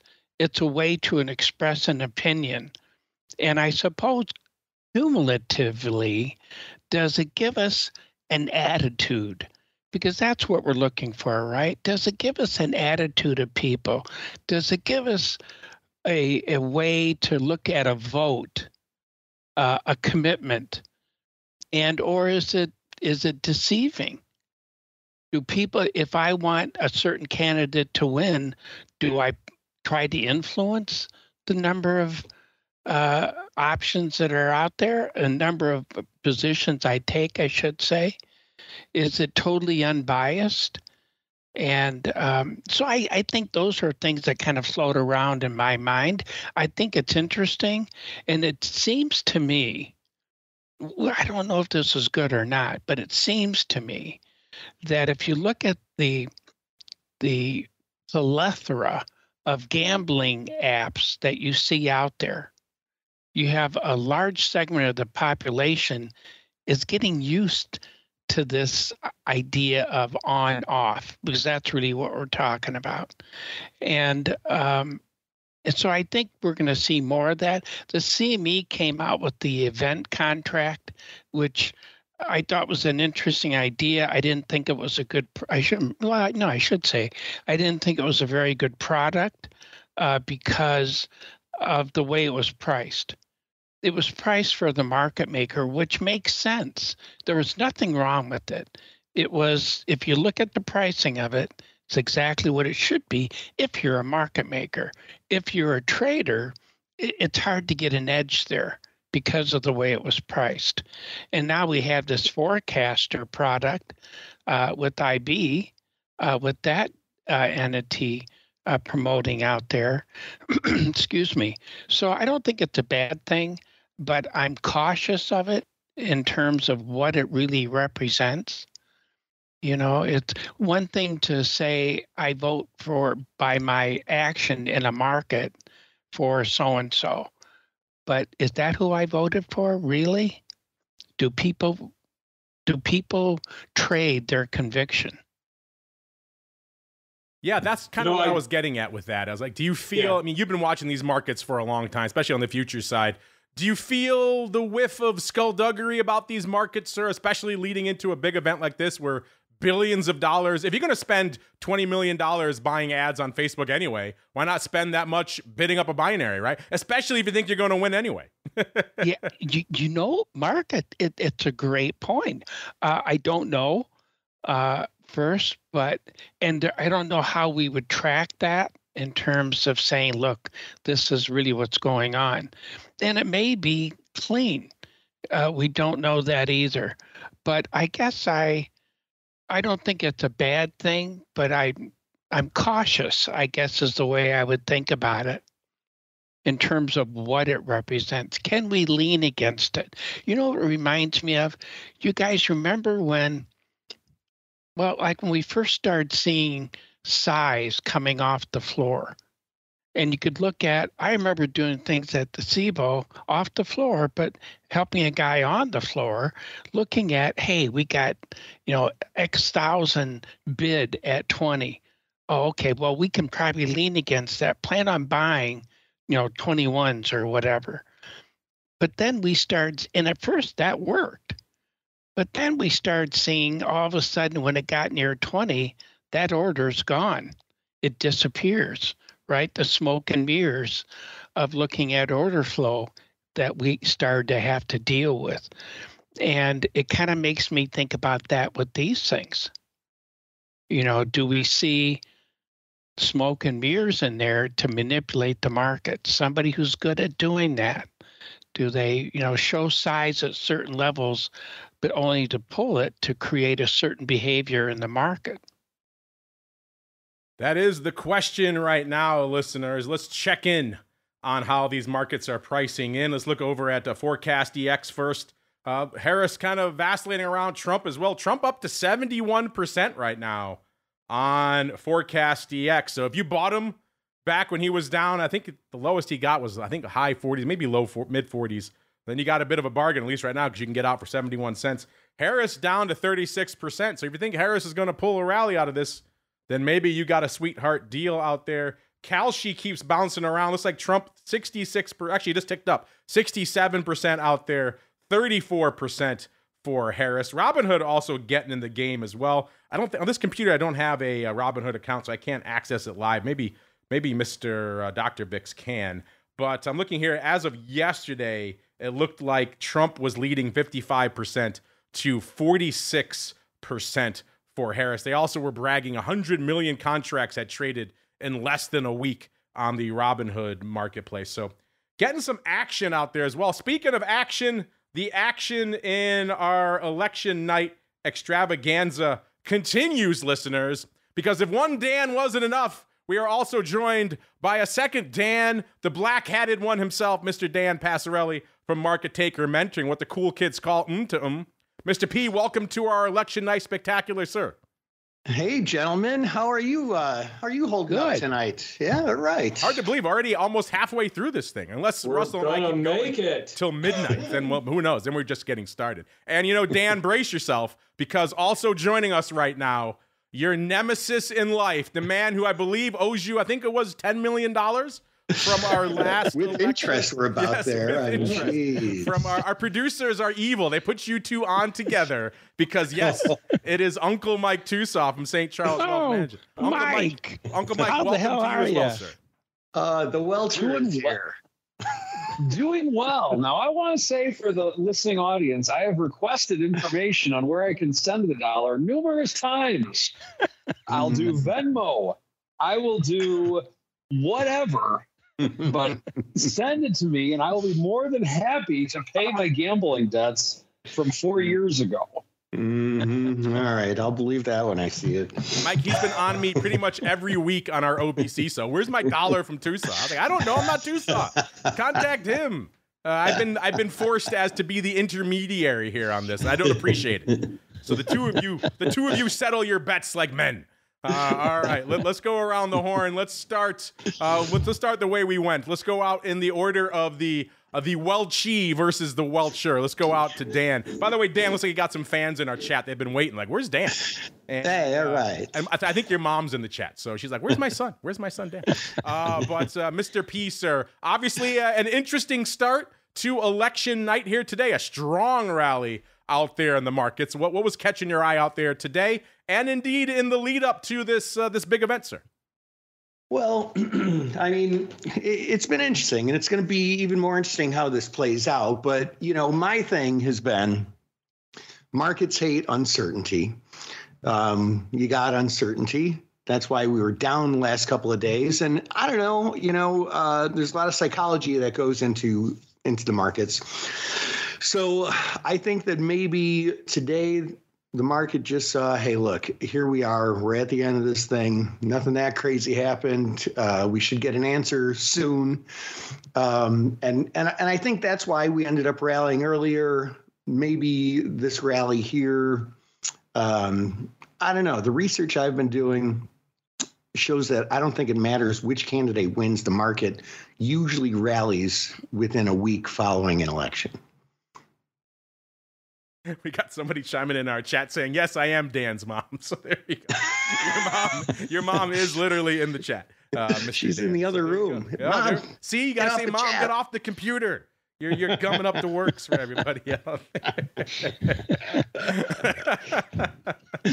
I love it. All right, Mr. Uncle Mike, same question for you. You're obviously feeling good today. It was an Uncle Mike type of day. What caught your eye in this, I guess, somewhat surprising rally, not just in the equities, but in a lot of commodities, precious metals, and crude rallying today as well? What's been catching your eye out there, sir?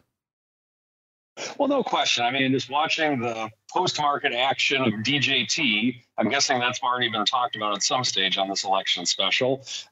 Just seeing the rally, the fall, and the post-market, and going to be continuing to watch that one, regardless of who wins tonight, even if there's a winner tonight. I'm not going to wager that there's going to be a winner declared tonight. I learned my lesson on that one 4 years ago. Why? You got nothing to lose, man.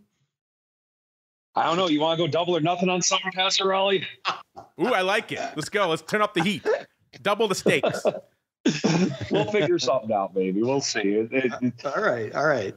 But, just what I'm watching on today is we definitely have a rally in the stocks. We've had futures are rallying aftermarket as well. And so people are happy at this point. Our markets are excited. And I think it's just excitement of just we're near the end. We don't have to hear about this crap anymore. That's going to be a nice thing. And I think the other thing that I'm going to continue to watch as this all plays out is going to be bonds, seeing how bonds react to all of this. And just that tonight, there's no surprises as of yet. Everything, all the swing states that have closed their polls are all too close to call at this point. There's been no surprises in terms of like Florida or in Illinois or something like that is going to go to Trump or is going to go to Harris. So nothing's happening as of yet. So there's nothing crazy going on, but definitely excited to see how this plays out tonight in the futures world. Speak for yourself. No surprises, sir. I, for one, am stunned that Arkansas just went for Trump. Stunned. I can't believe it. just color me shocked. Knock me over with the feather. Yes, we do have some updated numbers for you listeners as we're talking here. A little bit past halfway past 7:30 Central here. I was just joking, but Arkansas did come online. Their polls closed, and they shockingly went for Trump. So that puts him up to 101. That's probably why we're seeing the rally in his levels out there on the prediction markets. And let's also look here. We got some numbers coming in for Harris as well. It looks like they have called New Jersey for her. So Russell's daughter, pretty active out there, declaring New Jersey for Harris as well as Maryland. I think she had Maryland before. So right now, with the declared states, we have Vermont, Maryland, Connecticut, Rhode Island, New Jersey, Delaware, and I think I said Maryland that's for Harris. And then she's up 52 electoral votes, listeners.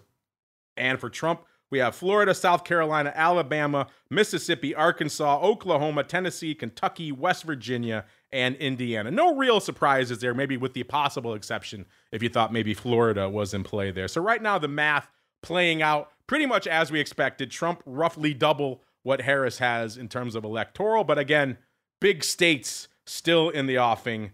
And, you know, surprising that they haven't called Illinois yet for her, because usually they call it the minute the polls close out there, but they haven't done so yet, which is crazy. Mr. Rhoads, you tweeted out at the start of the show, you tweeted out your massive array of screens that you're using during the show tonight. Anything catching your eye in the aftermarket fluctuations in the futures right now, sir? No, I'm kind of seeing the same things you guys are. I'm just gonna. I'm sorry. As I just said that, your daughter just typed in Illinois right as I said that. So 71 for Harris. That's not one of her states. Stop saying that. I'm sorry. She's Wisconsin, Michigan, Ohio, Pennsylvania.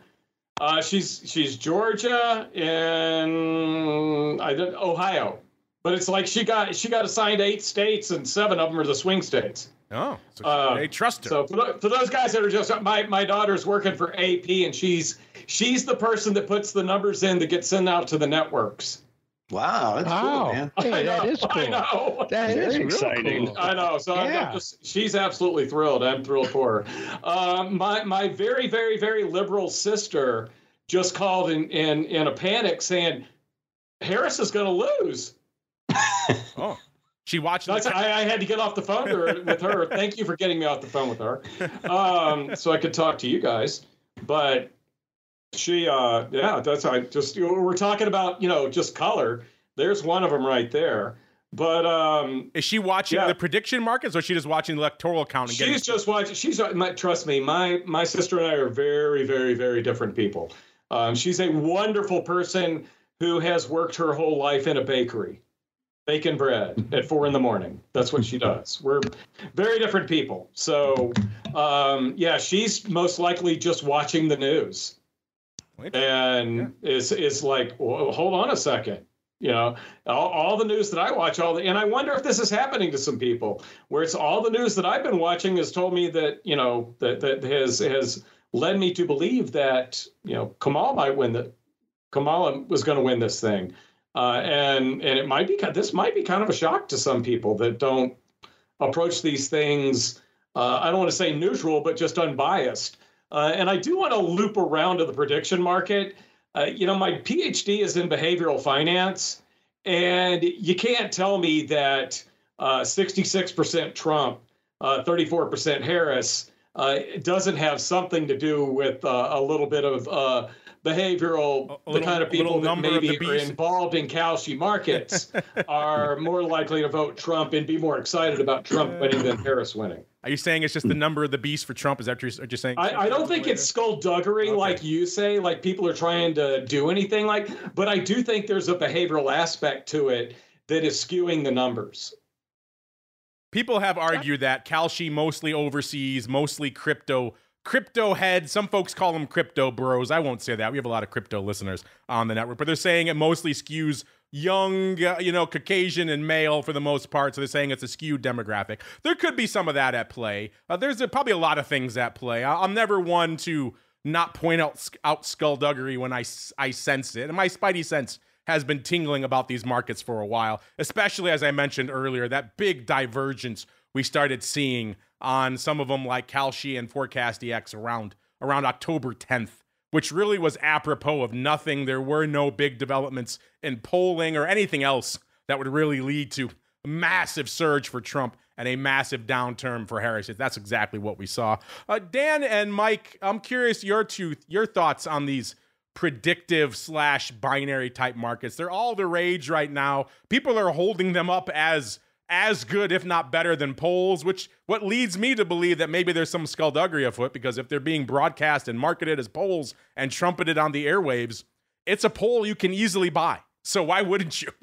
So I'm curious your guys' thoughts. Maybe we'll go to Uncle Mike first as the Welcher, sir. What are your thoughts on these prediction markets? And are they reliable? Are they maybe a little bit shady? Where do you fall, sir?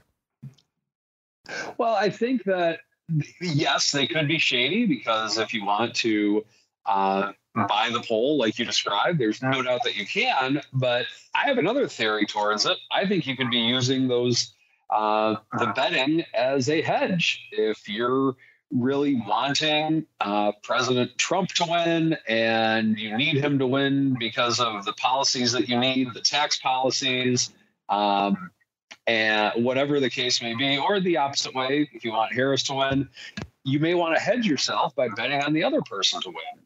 And so I could definitely see a lot of that happening. I haven't investigated them enough to say, okay, this is where money's coming from, this, that, or the other. But I guarantee you that if I had a business that was based upon who won the election and I needed to hedge myself, I for darn sure would be doing something along those lines. Yeah, they do offer that immediacy, which is kind of nice out there. Dan, I'm sure you've had a few students, probably more than a few, maybe even your mom, coming to you over there at MTM and asking you, what's up with these binary things? So where do you fall on these, sir? Well, before I get into that, I feel remiss for a second here. I almost forgot, and I feel like I was being insensitive. Mark, are you okay with this whole peanut thing? Is everything? Oh yes, I'm very sad for our beloved squirrel, but I think I'll survive, sir. Because that's what the story says, that Mark Longo was the owner of Peanut. One or two people have hit me up about that, so let's just put it that way. My feed has been filled with that for quite some time, so I'm more than happy to talk about something else. All right, so back to the polls. Yeah, it's pretty interesting. I guess, I don't know, I never really thought much about that behaviorally the polls could be skewed. It makes a whole bunch of sense now that I think about it. But yeah, I never really thought about it before. It's interesting. And Mike, I was wondering if you were talking about pure financial hedging or emotional hedging as well there. Well, I suppose it could be both, but if I'm being emotional, then I wouldn't necessarily put my money where my emotions are, so to speak. But I would think that with all the lobbyists, with all the things that are happening in our country, that I don't know if I would call it skullduggery, but I would definitely call it a hedge in some way, shape, or form. So I would definitely think that from a financial standpoint, if your business is based on one candidate or the other one winning, I think it would be a great way to hedge. That's what we're all about as option traders. Why not do it on the presidential binaries? Mm-hmm. Yeah, it's interesting. It makes sense. Our listeners are giving us updates here on the Robinhood. They're saying 66 Trump, 37 Harris on Robinhood. That was as of 13 minutes ago. Another one chiming in, Trump 105, Harris 30. I think he's talking about, he's talking about electoral numbers. I'm not seeing that. I'm seeing obviously Trump 101, Harris now 71 with the addition of Illinois. We'll obviously know more in a little bit, in about 15 minutes, when the next slate of names goes up. You know what? I've been so into this. We're having so much fun here on the show here, listeners. Here we are already an hour and a half in, having a ball. But I neglected what I said I was going to do, have a little bit of fun. We're trying to inject some levity tonight. We know some of you, maybe like Russell's sister, maybe you're upset that your candidate of choice is winning and or losing right now. So we'll talk you off the ledge. We're going to have a little bit of fun here. Let's go out. Let's do a little bit of presidential/election trivia. How about that, listeners? Just to keep things smooth and nice. Russell, you are AKA Joan Rivers, which, by the way, you like that image they put out of you and I as Johnny Carson and Joan Rivers? Looks pretty good. I look better in a little black dress. You do. You're quite good in the little black dress. And I'm sad though you didn't bring alcohol and cigarettes for all of us here on the show, sir. That would be the true Joan Rivers way to be. You are banned from playing, Mr. Rhoads, because you have access to the answers. But we will go around the whole. Let's do a couple here. Let's do some fun ones. Here's an easy one. Maybe not easy, maybe hard. We'll put it out to everyone. Who was the first president to actually live in the White House? I need my music. Hold on. I'll buzz. There we go. All right, go for it, Uncle Mike. I'll say Jefferson. That's a good guess. Pretty close to that time guess. frame, I will say. I will say close to that time frame, but no cigar. Dan, any of the Dans want to steal it? Oh, geez, man. I don't know. Yeah. I'll throw out Jackson. That's a little bit later. Dan, I gave you a hint. It's around that same time frame as Jefferson. They were locked in heated battle for a while. Would it be Adams? Yes, John Adams, the first one to actually live in the White House. Here's a fun one, which is obvious when you think of it, but then you have to think about it for a little bit sometimes. Who was the only president to win the election unanimously? Only one. Washington. Yes, there we go. Yeah. That's an obvious one, but also a fun one. I said Joan Rivers, you're not allowed, but okay, you can play. Oh, sorry. Nobody else said anything. Go back to your drinking and smoking. All right, sir, that's fine. You can play if you want to. Just promise you're not going to cheat. All right, let's do a few more here. By the way, you folks in the chat can play too. Our chat's saying they're back. They've disposed of their ballots, so apparently we have some election workers in our chat. They're out there disposing of ballots. All right, let's go here. That's kind of a deep one. All right, here's a more recent one. Name the 2 presidential candidates this century to win the popular vote and lose the electoral vote. It's happened twice this century. Who was it? Buzz. All right, Uncle Mike, go for it. He buzzed. He's playing by our trivia rules, Dan. So he's knocking you out. I'll let Dan go next, but go ahead, Mike. Bush and Trump. Bush and Trump. You said that this century that have lost the popular vote, that have won the electoral vote? I said win the popular vote and lose the electoral vote. So you got it kind of backwards. So Dan Gramza. Okay, Gordon Clinton. Was it Truman and Smith? No, this century, Dan. 21st century. Well, 21st. Sorry. It's hard to think we're in a new century, but we are. I'm with you. With you. Yeah. So Dan, can you steal this century? This century. Lost the electoral vote, won the popular vote, sir. I'm going to jump in and steal it, Gramza. All right, other Dan, go for it. Go ahead. Yeah, go ahead, Dan. Yeah. I think Uncle Mike was right. I think it's, but he just said it the other way around. I think it's Hillary Clinton and Al Gore, right? He did say it the other way around, yes. Hillary, which people forget, she won by almost 3 million votes back in 2016. Just doing some research, I knew she had won, but I didn't realize it was that large. It's the largest number of votes ever received in the popular vote and largest margin to not actually win the White House, which is kind of crazy. And then, of course, Al Gore, the infamous one. I know I was down on the floor of the SIBO. I think a lot of us were during that 2000 debacle. That was crazy. It was a whole month of just madness. Dan, what pit were you in back then? I was in Ford Motor Company. Good old Ford, dumpster fire of a stock that it is right now, sir. But I was out in Intel at that time, and you're right. It was just every day based on a dimpled Chad or a hanging Chad. S&P's up 50, it's down 100. It was all over the place. Yeah, that was crazy. It was a wild time out there. So there we go. We'll do a couple more, then we'll get to some more, of course, got some more data points out here. I'm just having fun with this little bit of levity, a little bit of trivia here, listeners. Here's just one. This is not really a trivia question. This is just, if you think it's so bad right now, everyone's, oh my God, things are so awful. We're so polarized and everything else. I mentioned Jefferson and Adams before. They were 2 friends. They were very good friends. And when you see some of the things they got up to when they ran against each other in, I believe it was 1796 and 1800, it makes what we do today, it just pales by comparison. Jefferson liked Adams, and yet he was repeatedly calling him a hermaphrodite, which was a huge slander back then. In 1796, that was huge. That's unbelievable. That's about as to the gut as you could get back then.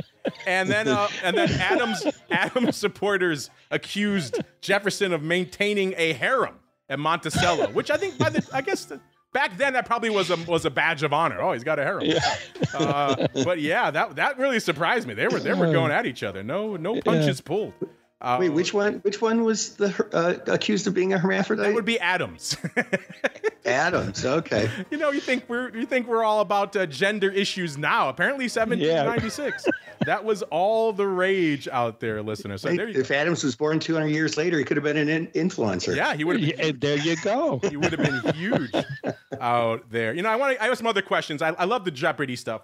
I have some other questions for you guys too, though, which is kind of interesting. Another one that we've been kind of mulling around for a while, and Joan Rivers, you're free to chime in on these as well.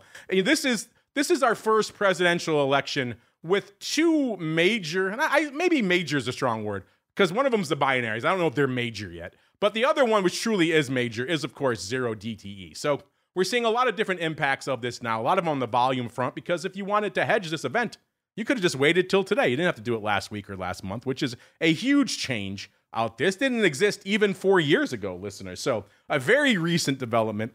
Where do you guys fall on the impact of these products on this election and on the vol as we're seeing it right now? Maybe, or let's go with the original Dan Gramza. We'll start with you, sir. Where do you fall on this, sir? Well, impact on the, you said impact on the election? Impact on vol and the markets heading into the election, sir. So usually we would see a spike in volume, a spike in vol. Yeah, exactly. But we're not really seeing that. I mean, it's interesting. What you're saying is very logical, and it would be an expectation, but I don't think it's coming to fruition in terms of that kind of action. And you think it would, but I'm neutral on that one. I don't think it's come up to the expectation that people were looking for in terms of the impact of those options. All right, let's go with the other Dan now, sir. Dan P, the black-hatted one himself. Where do you fall on the impact of these? You think they're maybe muting volume and maybe muting volatility? Or what do you think we're seeing as a result of this addition of this pretty large and substantial new product category this year? Oh, man. I don't know. I mean, for that, I look forward to hearing everybody's answers on this, and maybe among the five of us, we'll get something smart out of it. But for me, maybe I'm naive, but I feel like, especially the zero DTE options, as far as integrating with election news and expectations, I'm thinking had little impact on volatility in the market. And I don't know, I could be naive on that. I would definitely welcome somebody to counter that. As far as the binaries like Kalshi and Predicted and all that,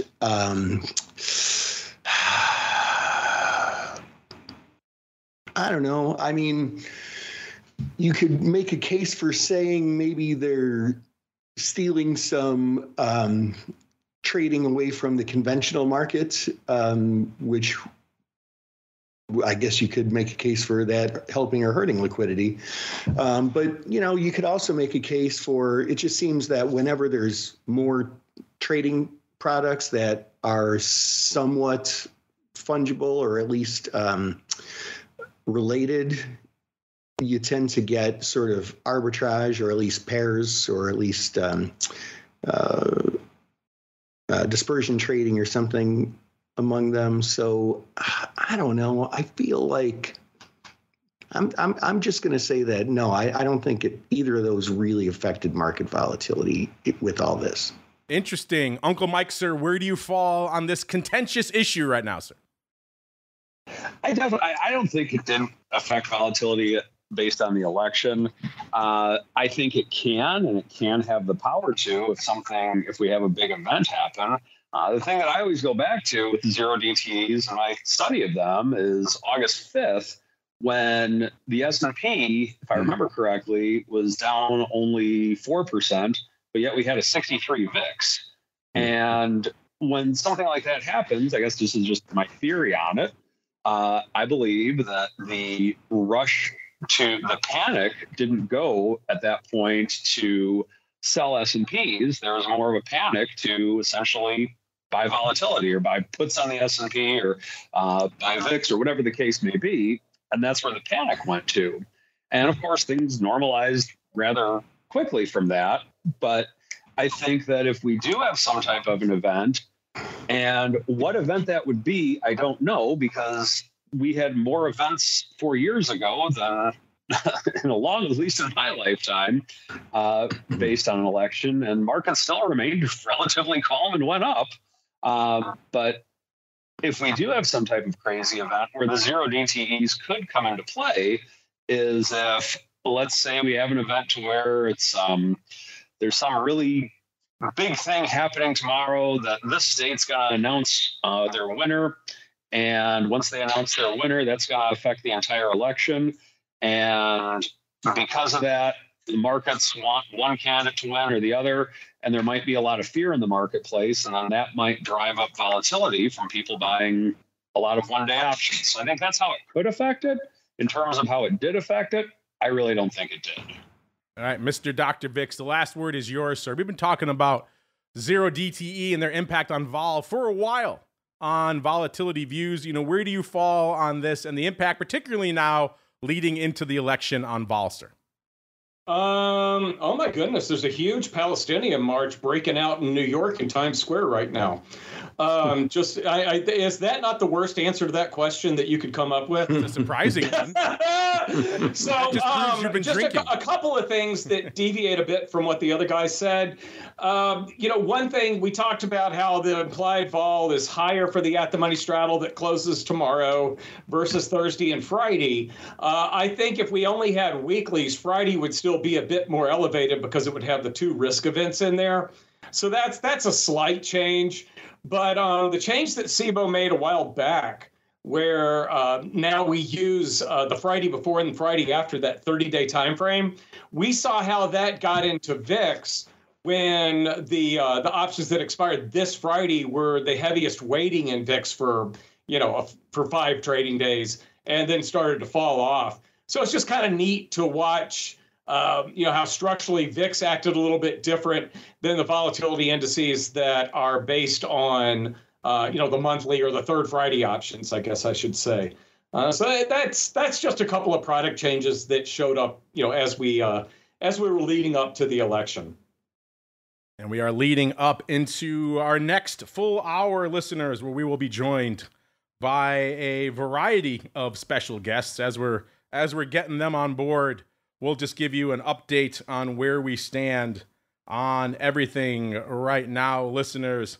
Let's start with which markets and which polls, I should say, which polls are closing right now, and which. Trying to do 5 things here at once here, listeners. There we go. All right. All right. Yes, which polls are closing right now? There are, as you might imagine, quite a few out there, listeners, including some pretty juicy prizes out there. Right now, closing, we have Arizona with 11 electoral votes out there. Colorado coming in with 9, so another juicy one. Kansas with 6. Louisiana with 8. Michigan with 16, another obviously key battleground state out there, listeners. Everyone's talking about Pennsylvania, and everyone's talking about Ohio, but Michigan, obviously a big one there as well. Dial in this number. All right, here we go, listener. Let's go back here. All sorts of fun here as we're playing along here. And then we've got Minnesota 10, Nebraska 5, New Mexico 5, New York, obviously a big one, 29, probably no mystery which way that one's going.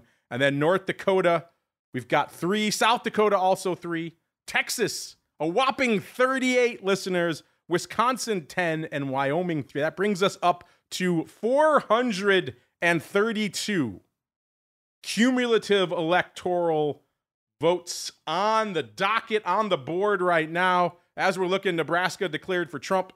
New York, surprise, surprise, declared for Harris. North Dakota and South Dakota all going for Trump. That brings Harris up to 99 and Trump up to 120. So the gap is closing. Maybe your sister, Russell, will breathe a sigh of relief now. As we are joined here in the 8 o'clock hour, 9 o'clock Eastern, by our good pal, the Auto Father, the Oracle of New Hampshire himself, Mr. Matt Amberson from ORAS. Mr. Matt, welcome to our election night spectacular, sir.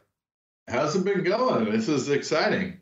It's been a rock'em sock'em robots time. I still have some voice left, which is pretty impressive here. How is your day going, sir? What caught your eye in today's maybe somewhat surprising rally leading into the event itself, and what else is catching your eye, sir? Well, the betting markets are solidly Trump. I'm just compiling my the moves that are expected in the market So I was talking to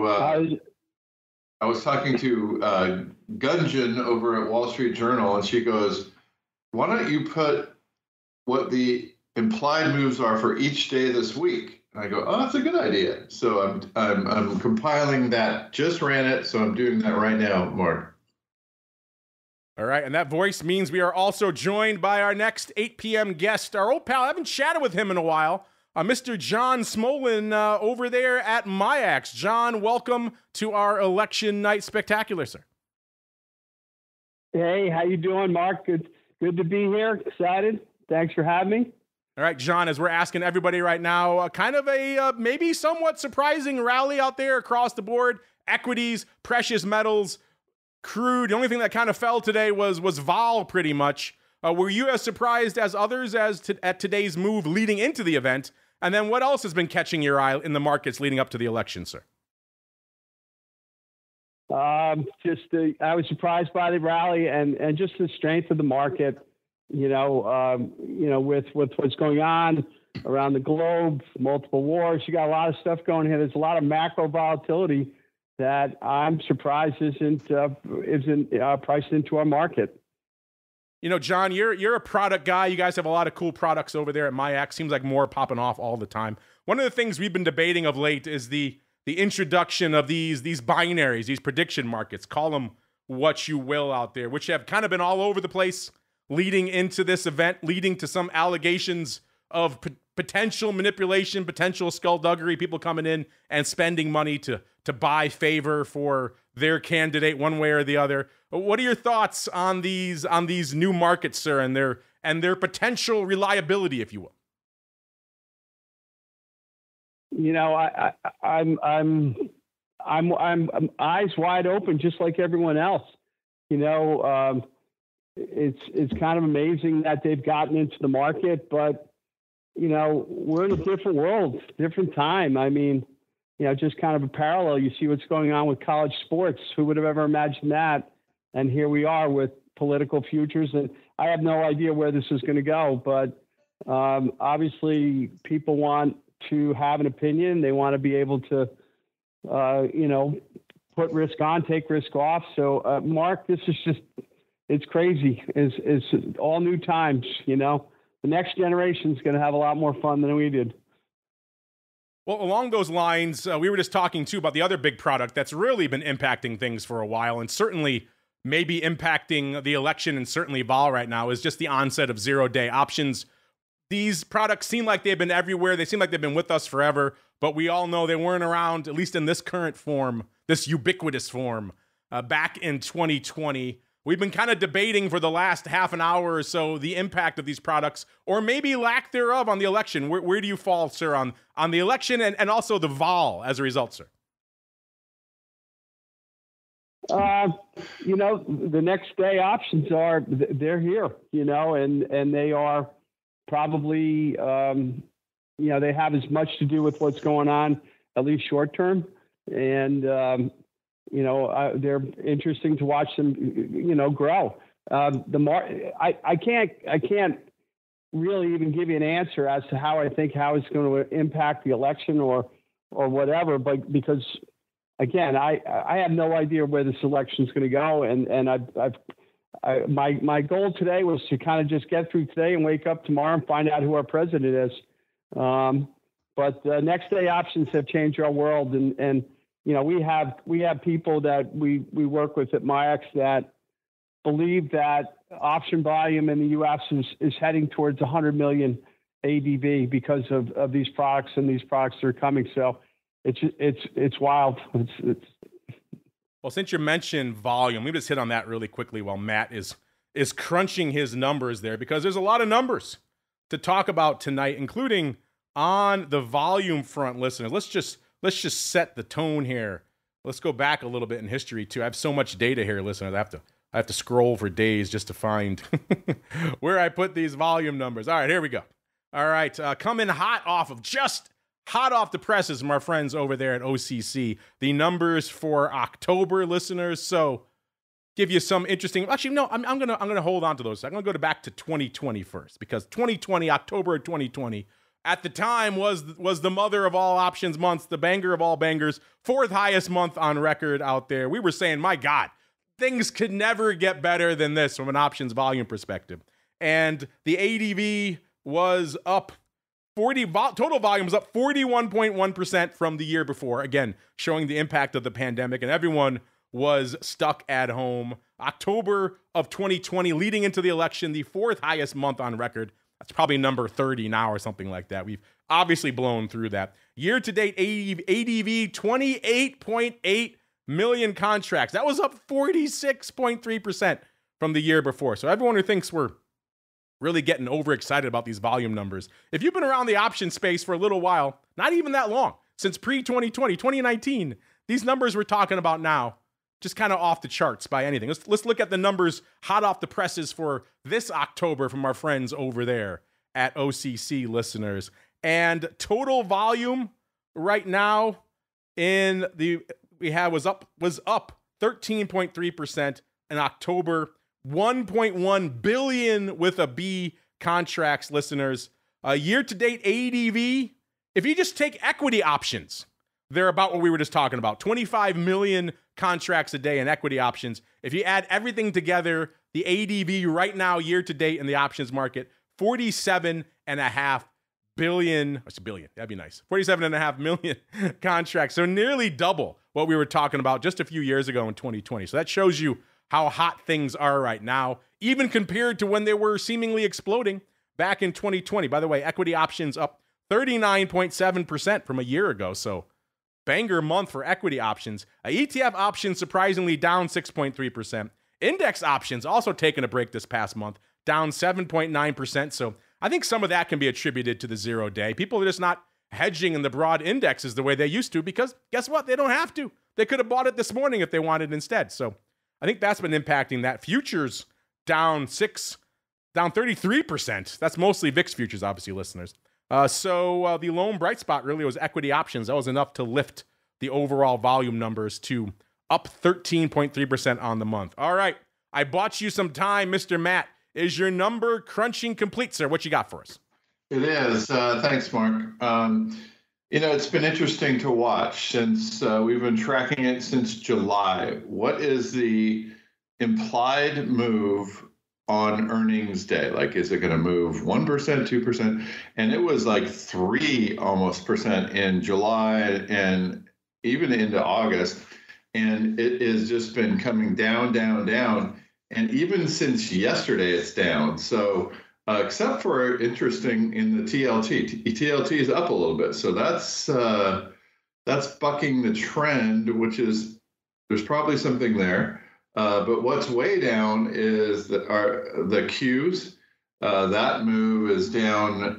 So from 2.3% on Thursday's been the biggest day. It's been really interesting. You'd think, oh, the election day is 11/6. The next day after is going to be, no, it's the Thursday, not the Wednesday. So that's the first thing that's been interesting. The second thing is how far down it's come. Now it's a 2% move in the Qs, 1.8% in the SPYs. The one that has bucked the trend, like I said, the TLT. So the interest rates, they still expect those to be pretty busy, and especially tomorrow, they expect those to fly 2.5%, which is a huge move for the TLT. So those are the interesting moves, Mark, that we're seeing in the implied moves in the markets coming up. Matt, that kind of echoes a point Russell was making earlier here in our election night spectacular, that it does seem like people have not exactly been reticent to take some vol off the board leading into, you just broke down the numbers for us quite clearly, but leading into the election, this is not the normal pattern that we see. We normally see people bidding up vol into all of these big event risks, whether it was, Brexit or an election or an earnings event or whatever the case may be. OPEC numbers, usually we see vol getting bid up, yet folks are taking vol off the table in some surprising ways. That kind of has come as a surprise to me. What are your thoughts on that, Matt? Does that surprise you as well? Well, if you look at the betting markets now, the betting markets on the election have been getting more certain and more certain. The Biden administration tried to eliminate the betting markets because it was going against their candidate, but it's almost 70-30 Trump. So I think that has something to do with it. They're, as what they think a Trump victory is, and then they're taking Vol off the table. So I think that might have the most to do with it, Mark. Yeah, it certainly has been a fascinating, and some might say a surprising development out there. All right, let's keep rolling out here. You know, John, the question everyone has right now, as we're talking, coming hot off the prediction markets. By the way, let's do another check-in on all things binary right now. Harris hanging out even lower. She was 37%, I think, on our last check-in. It's 35% for yes now, 65% for no. This is on Forecast EX. Trump, 71% yes, 29% no. Let's go over to Kalshi right now as well. Trump hanging out 60. It just keeps ticking. With 68 now, 67% for yes, and Harris 33%. So if you want Trump, if you want to bid on Trump, he's getting bid up. If you think Harris is going to pull it out, then maybe you got a deal. We have pointed it out though. Don't expect to be paid tomorrow on any of these. They are going to settle. I know the Forecast EX ones settle on January 7th. These Kalshi ones, I believe, settled. I think they settled actually at the inauguration. We established that earlier. So they're even later than the Forecast EX. Now, that said, if someone is declared a winner, they're going to be bid 99 coming out. So you could sell them. So that won't be that big of an issue. But just don't expect the contract to settle by tomorrow, listeners. It's going to take a little bit longer. So I guess the question we all have, John, is when is MIAX launching their binary market, sir? You guys love a hot new product. When are you getting into this game, sir? We have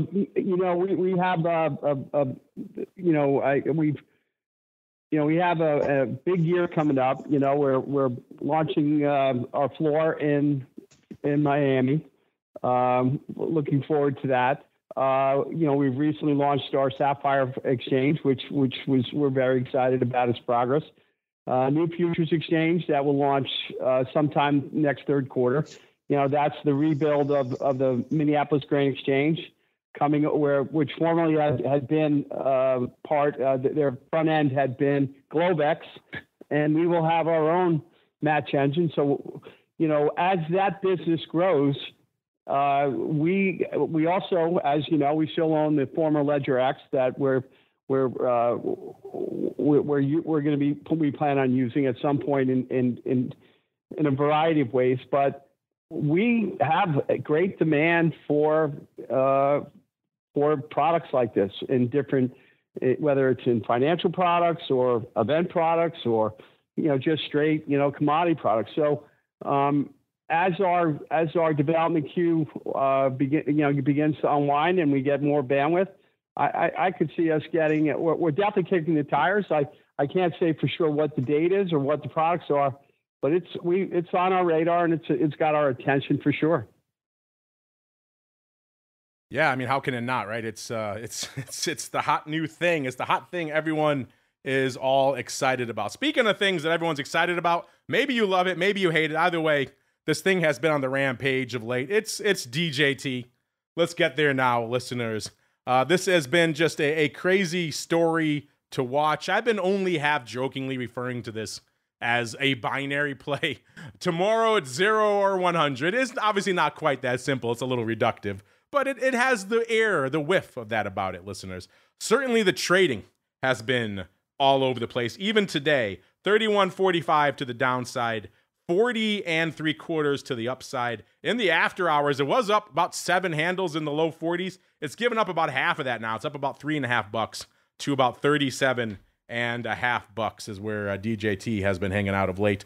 All of that, a market cap coming into today of $7 billion. That's $7 billion with a B.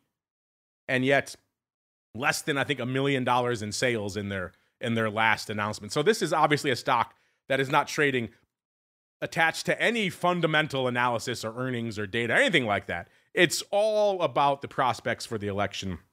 It's truly an earnings binary before it really existed. Before you could go out and buy Harris or Trump on the binary exchanges, you could have traded, of course, DJT. Got halted today at least once, perhaps more. The saga for this one has kind of been all over the place. It hit, depends where you look. I see 66 intraday back in March of this year. It shows the 52-week high being nearly $80 around that time, so it might have kissed it intraday. The low was around $12 back in September, so it's been on a wild ride for the better part of this year. We asked you about it just about a couple of weeks ago on October 21st. We asked you if you wanted to buy that straddle. At the time, the stock was around $31. We said the 31 straddle was trading $17.80. That's the one expiring this week. So obviously through the election, listener. So it wasn't even a full month. You got a couple of weeks of DJT. That was trading for $17.80. So over 50% of the value of the stock. And lo and behold, the stock rallied to nearly 50 and then right back down again. So that straddle has already paid for itself maybe a couple of times. So it seemed ridiculous at the time. In hindsight, it actually looks pretty cheap. And Matt, I know you're crunching a lot of data over there on all things DJT as well, sir. What's catching your eye, sir? Well, at 6:30 p.m. tonight, it hit its high of 45. It's down now about 37.5. But from an option trader point of view, one of the things I look at is the implied borrow rate. So what are people paying to short this thing? And it was sitting in the tens, which is, pretty normal for a hot without that much float. But it got up to today 50%. So people are trying to find shares to short. So this is this is crazy. It's amazing that there is a DJT. It's amazing that people are trading it, and it's amazing, and then it has options on it, and we could watch the options and say things like you did about the straddle. But the borrow rate is what I think is pretty impressive. 50% borrow rate. That's like you're paying a lot of money just to short this thing, Mark. Yeah, imagine the old market maker days. Imagine being a market maker out there in DJT options right now. That would certainly be a wild couple of weeks out there. Our chat talking about it's up $6 on the 24-hour Robinhood market right now, and also talking about the spews. Easy for me to say. Talking for a couple hours here, listeners. The SPOOs getting a little bit of a lift. Mr. Rhoads, if you have anything to add on DJT, have at it. And then B, you tweeted at the beginning of the show your massive, I think it was 8-screen setup over there for the show. Anything lighten up your tape right now as we're coming into the second half of this hour, sir? Oh, part of the reason this is not a normal setup. I have it set up like this with a couple of TVs so I can watch a couple of networks. And also I have an extra computer that is dedicated to Skype because I want to come through loud and clear. I appreciate it. So a while back, I heard a rumor on DJT that he'd actually rather lose so then he can do a media conglomerate on the conservative side, maybe be the next Rush Limbaugh or something. I think that's one of the dumbest things I've ever heard, but that's the only thing I know about DJT. But it is kind of funny. We can trade something like that, but it took a year for us to get a new inverse VIX ETF? Come on. Yeah, that we talked about really, a little bit on vol views, easier for me to say, but they're not quite getting the options volume yet. The underlying is coming in there on there. So maybe you said you were waiting to crunch your numbers. Have you crunched your numbers on it yet? On what? On the latest vol ETF. I'm not talking inverse vol. I'm not talking SVIX, of course. Oh, no. I took a little look at SVol. I was kind of underwhelmed with respect to the performance. I felt like it was something I could do on my own. If they're not probably not the right thing to say, but if they're not whelming the Dr. VIX, then who are they whelming, sir? My goodness, wow. I know. You're the target market for these things. Ooh, that's not a good sign, listeners. That is damning with faint praise indeed out there. Interesting stuff.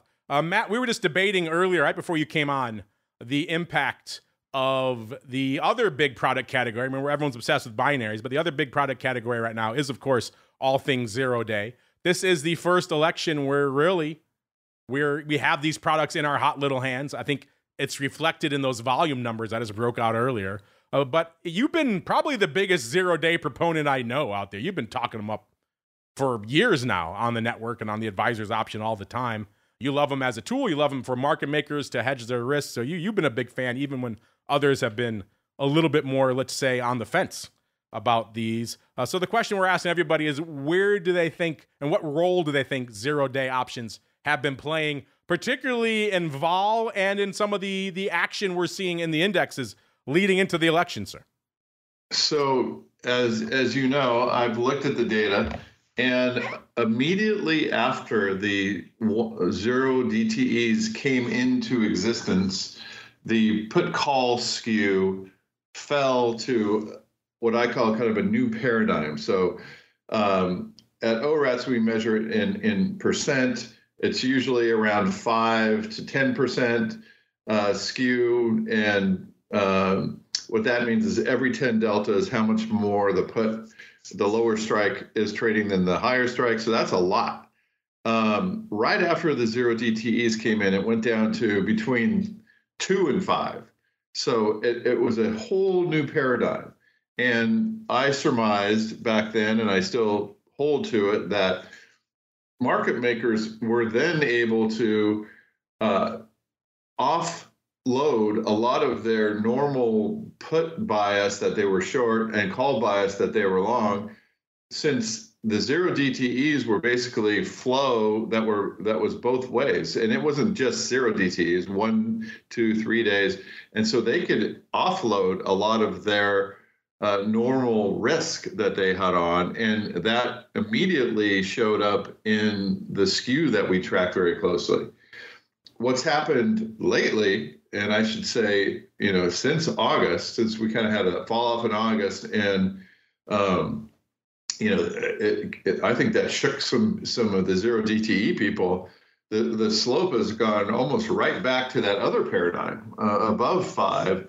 And that's where we're hanging out right now. So what I'm seeing is the normal kind of beneficial flow that market makers were getting has dried up a bit, it looks like, because the skew puts are so high. I mean, the skew is, you talk to anyone, you listen to your podcast, the skew is high, still high. So, the 0 DTEs, people are a little spooked, and it's back to kind of risk on with the high put skew right now, Mark.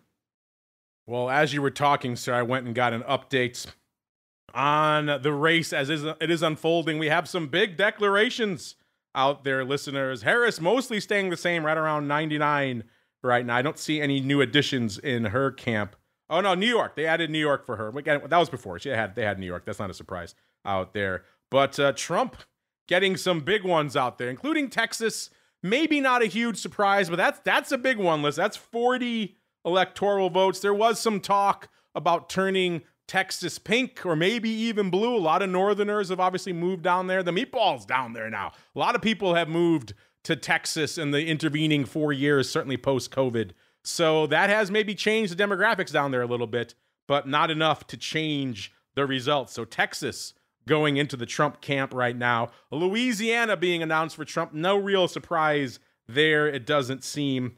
And then a big one, Mr. North Dakota and South Dakota, no surprise there. But Mr. Rhoads, I'm having flashbacks to 2016 when you told me those now infamous words, Trump won Ohio, sir, because it looks like he has indeed won Ohio. Your daughter has punched in Ohio, sir. What do you think?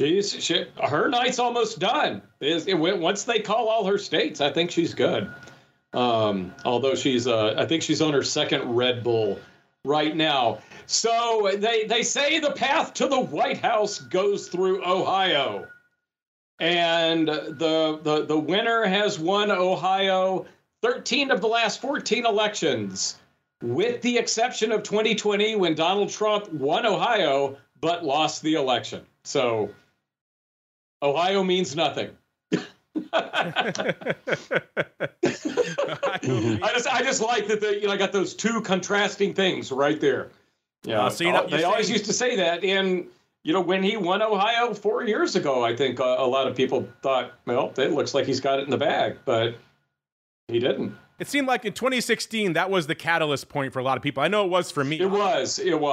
A lot of people, even up until that point, kind of thought Hillary had it in the bag. All the polling data was for her, even with the email scandal going on, rocking her campaign. It still seemed like she was kind of the winner by the end of the day. And then, of course, once Trump took Ohio, that made things seem a lot more real for his chances out there. So now, listeners, I don't know where that leaves you. Does that leave you celebratory or does that leave you sad? Because right now, Trump taking Ohio, I will say right now, it seems like a lot of our listeners, at least for right now, are probably in the happy camp. Now, I should say, we did put the caveat in our poll right now that we're asking you not who do you want to win, but who do you think will actually win the election. You folks have been voting hot and heavy. This has only been live a couple hours here since we started the special. But our poll kind of reflecting the predictive numbers right now. In fact, almost exactly. I think Kalshi was up to about 71%. Trump in our poll right now, 71.8%. 24.4% for Harris, 3.8% for none of the above. So the Brewster's Millions vote out there. Vote for none of the above out there. Listen, we have a few other fun polls. Let's just hit on these right now before we get into the second half of our 8 o'clock hour, which, again, we're going to go till 9, but we could even go longer. There's a lot of stuff popping off out here. I have some voice left. I think Dr. Bix does as well. But let's go out here. We asked you a couple of sessions ago. We saw size puts going up in VIX leading into the big event today, including 100,000 of the Nove 17 puts expiring on the 20th. So you're talking a couple of weeks after the election, listeners. Someone paid 85 cents for those earlier this week. We said quite simply, at that price, are you a buyer or a seller? And almost 2/3, about 65%, said you're a buyer. 35% say you're a seller right now. These are all live right now at Options, listeners, so you can get in there and make your voice heard. We also had a fun crypto one. Crypto obviously being seen for many as a surrogate for this. It's been rallying hard over the course of the last week on the presumption, I suppose, of a Trump victory, him being maybe seen as a little bit more favorable to crypto. We said same thing. A big trade went up in BITO this week as well. It was the DEES 1575 13.15 put spread. Kind of weird strikes, but that's what we got out there. It traded for 63 cents in BITO. So obviously we asked you, are you a buyer or a seller out there? Obviously, if you're a buyer, you're probably kind of bearish on the prospects for BITO. If you're a seller, you're bullish. Or we said, just, hey, wake me when all this madness is over. And right now, 45.5% of you say, hey, just wake me up when all this is done. 32%, though, say you're looking to buy that spread. So you're bearish on all things Bitcoin, and 22.7% say you want to sell that, which means you are bullish on all things Bitcoin, listeners. So intriguing stuff out there as we are coming up into the next half of our hour. So we will be joined by some new people here, listeners, on the old show. You know, the producing and the hosting out here, listeners. Always fun duty up here as I get our next dynamic duo to join us here on the program. All right, here we go. All right, listeners. By the way, as we're waiting for our new friends to join us here, we'll give you an update on what is popping off, what states are closing, what is available as of 8:30 right now in the markets here, listeners. And really nothing closing at 8:30. Sometimes we have some half-hour ones. We're really waiting until 9 p.m. for the hot names, listeners, of Iowa, Montana, Nevada, and Utah. So in the next 9 p.m. hour, we have a whopping 21 electoral votes popping off out there as we are joined right now. First up at the 8:30 p.m. hour by our good pal, Mr. Scott Bauer from Prosper Trading Academy. Scott, welcome to our election night spectacular, sir. Hey, Mark, how you doing? How are you doing out there, sir? Thank you for having me. How are you holding up on this election night, sir? I'm just getting into another beverage and, settling in. How about yourself? I wish. I've been having energy drinks because I've been talking for the last 3 hours here, so kind of hard to do. Yeah, I'm beyond that. Well, sir, let's start. Beyond that. Let's start while we wrangle some of our other guests here let's start. Obviously, some interesting, some might say surprising price action in the markets out here today. Usually they wait for the event itself to happen. Not so much today. We saw what could be termed as a relief rally out here. And then also, hold on, let's get back here. Listeners, we got people. There we go. Got people chiming in. All right, there we go, listeners. Could be termed a relief rally, as well as, big moves in not just the equities, but also in gold or precious metals, also in crude, and downside in VIX. What caught your eye out there, Scott?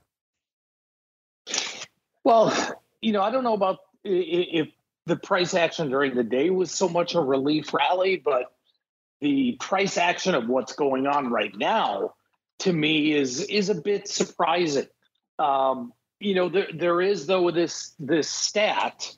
I don't know if you guys have talked about this or not, but the price action that we see tomorrow is indicative of what the next 2 weeks is going to bring.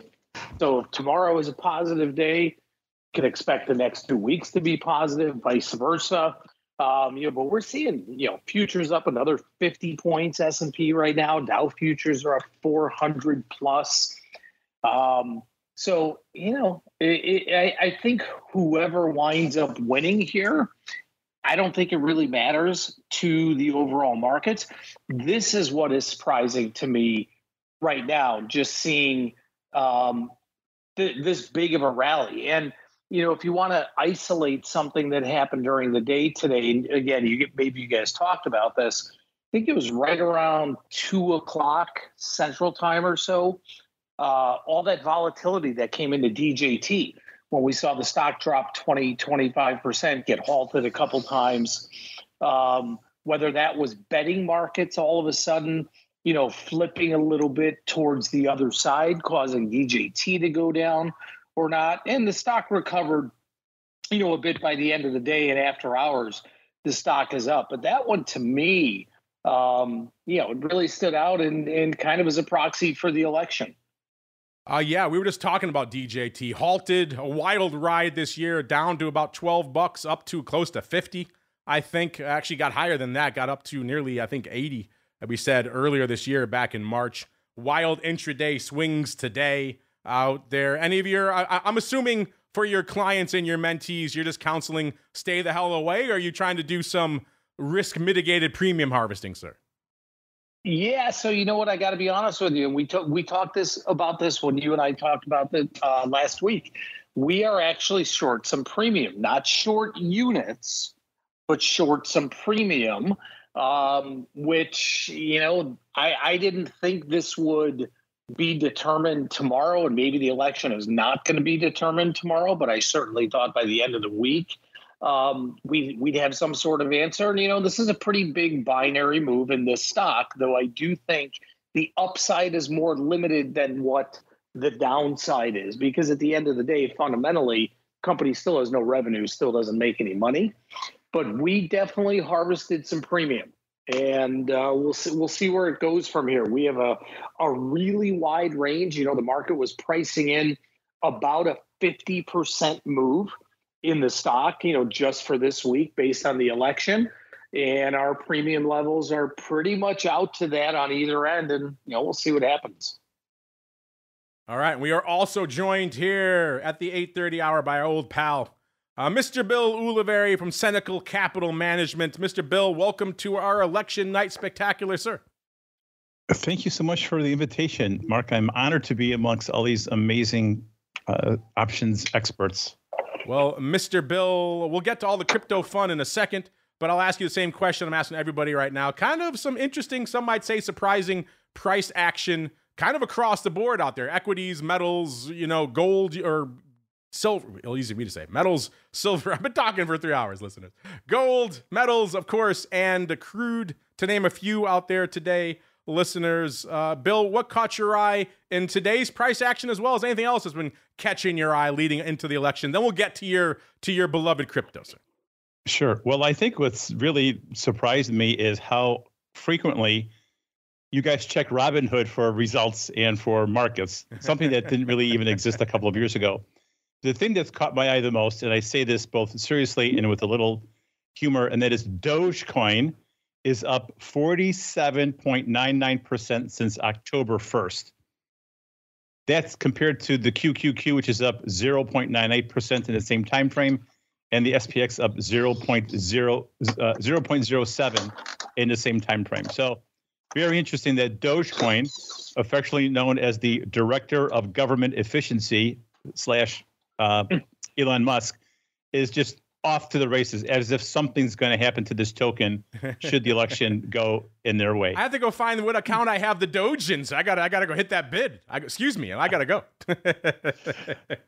Oh, you got to rebalance your portfolio. Yes, I'm too heavily weighted in Doge right now, so I gotta. You are now. Yes, you're right. I am. My allocation has increased. But you mentioned the beloved crypto. Let's get there, Mr. Bill, because we were talking about it earlier out there. We talked about a size put spread in BITO, aka the ETF that tracks Bitcoin out there. Just earlier this week, 100,000 of the December 1575 1315. Again, funky strikes, listeners. Put spread traded for 63 cents. We wanted to know, are you a buyer of that spread? So you're probably a little bit bearish on Bitcoin through the election, or are you a seller of that spread, which means you're kind of bullish on Bitcoin? Right now, the audience, about 32% want to buy that spread, Mr. Bill. 22.7% want to sell it. 45% not touching it with a 10-foot pole. Mr. Bill, what are your thoughts on those results, and what else is catching your eye in crypto and this rally we're seeing for the most part leading into the election, sir? Sure. Well, I'm a seller of that put spread. I think we have so many things in favor going on the positive side of the ledger with crypto. That is, we had the halvening happen in the beginning of this year in 2024, and Bitcoin really hasn't gone anywhere with its supply being cut in half on an annual basis. So typically, post halvening, we get a little bit of a pullback, but generally when you see that kind of annual supply get cut in half, that's a big deal. In terms of our Bitcoin versus gold strategy, we flipped out of, we were in gold since April, and then we just flipped out of gold into crypto, into Bitcoin, or GDLC actually is the Grayscale Digital Large Cap Fund. We bought that instead because that's trading at about a 27 to a 30% discount to net asset value. So we're bullish crypto now. We've gotten some buy signals recently, and we had probably our second best trade when we got out of Bitcoin after the halvening into gold, which was a counterintuitive move typically for someone like me, who is as bullish and optimistic on crypto that you've ever met. But we just had to follow the indicators. We can't leave our wingman, and our wingman is the relative strength of one asset class to another. So I'm very bullish on crypto because well, you know what? Depending on who wins, one administration is incredibly positive and optimistic, and the other one not so much. So we'll see how it goes. Speaking of things are going out there on the election front. Mr. Dr. Vix, you are monitoring all the markets via I think there's up to 37 screens over there in the Rhoads HQ. What's catching your eye, sir? Oh, go ahead, sir. He was at about 40% 5 minutes ago. All right, start over. We didn't hear you, sir. Okay, what I was trying to say is Trump just went to 62%, winning Michigan from about 40% in the course of about 2 minutes. Oh, Kalshi. You saying Kalshi? That's a huge flip. They have not declared it, obviously, yet. It's still, AP has it with Harris at about 53% versus Trump 45%. You think Kalshi knows something, sir? I don't know, man. It looks like, it looks like one of those ESPN odds to win the game things when, somebody gets an onside kick and runs it for a touchdown instantaneously. That it does out here, listeners. So if you're on these markets, listeners, keep an eye on them for us, and you could chime in here. Let us know if you're seeing any strange things. Speaking of Kalshi, let's get an update of how we're standing right now. Trump up to 73%, so that would certainly reflect him potentially winning Michigan. Harris down to 27%. So if you think Harris is going to pull it out, I don't think she's ever been cheaper, listeners. So if you're feeling that Harris love, or at least you think it's a good trade, then by all means, maybe now is your time to strike. Let's go out to Forecast EX, listeners, see how we're hanging. Harris, similar level there, 28% for her, for yes, 72 for no. Trump up to 79%. Man, that is a far cry from when we were just talking about this back on, it was October 8th, listeners. And I think Trump was somewhere around, if I can pull it up here again, somewhere around that 52% range, I think it was. Yeah, Harris was 52, Trump was 48. So a huge swing for Trump over the interview. I'm keeping an eye on AP. I don't see any indications one way or the other that they are trending with that. Mr. Bill, sir, you said you have some updates on Pennsylvania, sir? Well, it's just rumor. I had a really interesting. I don't know if I'm allowed to say this, but I had a business meeting with a doctor who is. Her family was originally from Michigan, which has a very, very large Muslim community. And for her, she believed that the word was out in the underground telegram that they were absolutely loving Trump, that they all put out the word to the family and friends. For them, it's the border issue, and they feel that the current administration dropped the ball there. So for whatever it's worth, it's complete rumor, but the word went out on the street in the professional, not necessarily professional, but in the Muslim community that Trump is who you vote for, which kind of is interesting because Kamala spent a lot of time in Pennsylvania, maybe because she knew that she lost Michigan. I don't know. It's just one person's opinion. I just find it interesting. What else is interesting is, of course, vol and other products like the rates. You can measure that, of course, with an index we've talked about once or twice here. We don't give it a lot of love because it's not really tradable. It's kind of esoteric. It's the MOVE index, listeners. We got some listeners listening and chiming in about the MOVE, saying MOVE index will be in the stratosphere north of 140, the 10-year approaching 4.4%, and chiming in to say very different situation with rates tonight versus 2020. Yeah, when even 2016, when Trump won Ohio, when you said those words to me back in 2016, Russell, that's when we saw the beginning of just the massive sell-off in the S&P, somewhere around 6% overnight. Vol pop, and then, of course, everything normalized the next day. But, Mr. Rhoads, we don't get a chance to talk about the MOVE that often for, I think, obvious reasons. It doesn't really trade. So for a lot of our listeners, it's not really that viable. Are you down with what he's putting down here, that the MOVE north of 140 as the 10-year approaching 4.4%, and a very different situation now than it was back in 2020, sir? Well, I don't necessarily think that the MOVE index is rising just on the election. We do have that FOMC a couple of days later. It probably doesn't help that fiscally we may question what Donald Trump's intent is as far as the economy, and especially how we're going to treat some of our trading partners going forward. You've got to wonder how that might figure into folks that hold our debt and maybe don't want to hold it anymore and decide to get out of it very rapidly. I could see that having a big impact on not just the MOVE index, but the other financial markets as well. One of the things that I teach in corporate finance at IU is bad things about companies often show up in the bond market before they show up in the company's stock. And you used to be able to do a great job trading Tesla just by watching the Tesla convertible behavior. I wonder if this is a precursor for people to start, to wake up the next morning and go, okay, this is what we got now. What could be the problems? I think I'm reading into that, sir. You're saying buy Doge. Is what you're saying right now. Go out and buy Doge. Maybe. with both hands. Let's go around the horn to some of our newer additions here. Bill and Scott, I didn't get a chance to get your thoughts on the other kind of hot product category. As everyone's I was just talking about it right now, which is, of course, the prediction markets. Obviously, maybe leading what we're seeing out here. I haven't seen any switch yet. I keeping my eye on Michigan, listeners. See if Kalshi knows something. So far, doesn't appear to be the case. They're keeping Harris still at about close to 53%, Trump at about 45% in Michigan right now, according to the AP. But again, maybe Kalshi is in on something. But I'm curious for each of you, where do you stand on these call them what you will, these prediction, these binary markets, their efficacy, both as trading vehicles, as maybe predictive tools, or maybe their ability to be manipulated in light of events like this. Maybe Bill, we'll start with you. Where do you fall on these new binaries that everyone's all excited about, sir? You know, I view them with a suspicion, Mark. In the world of cryptocurrency and blockchain, there's something called an oracle.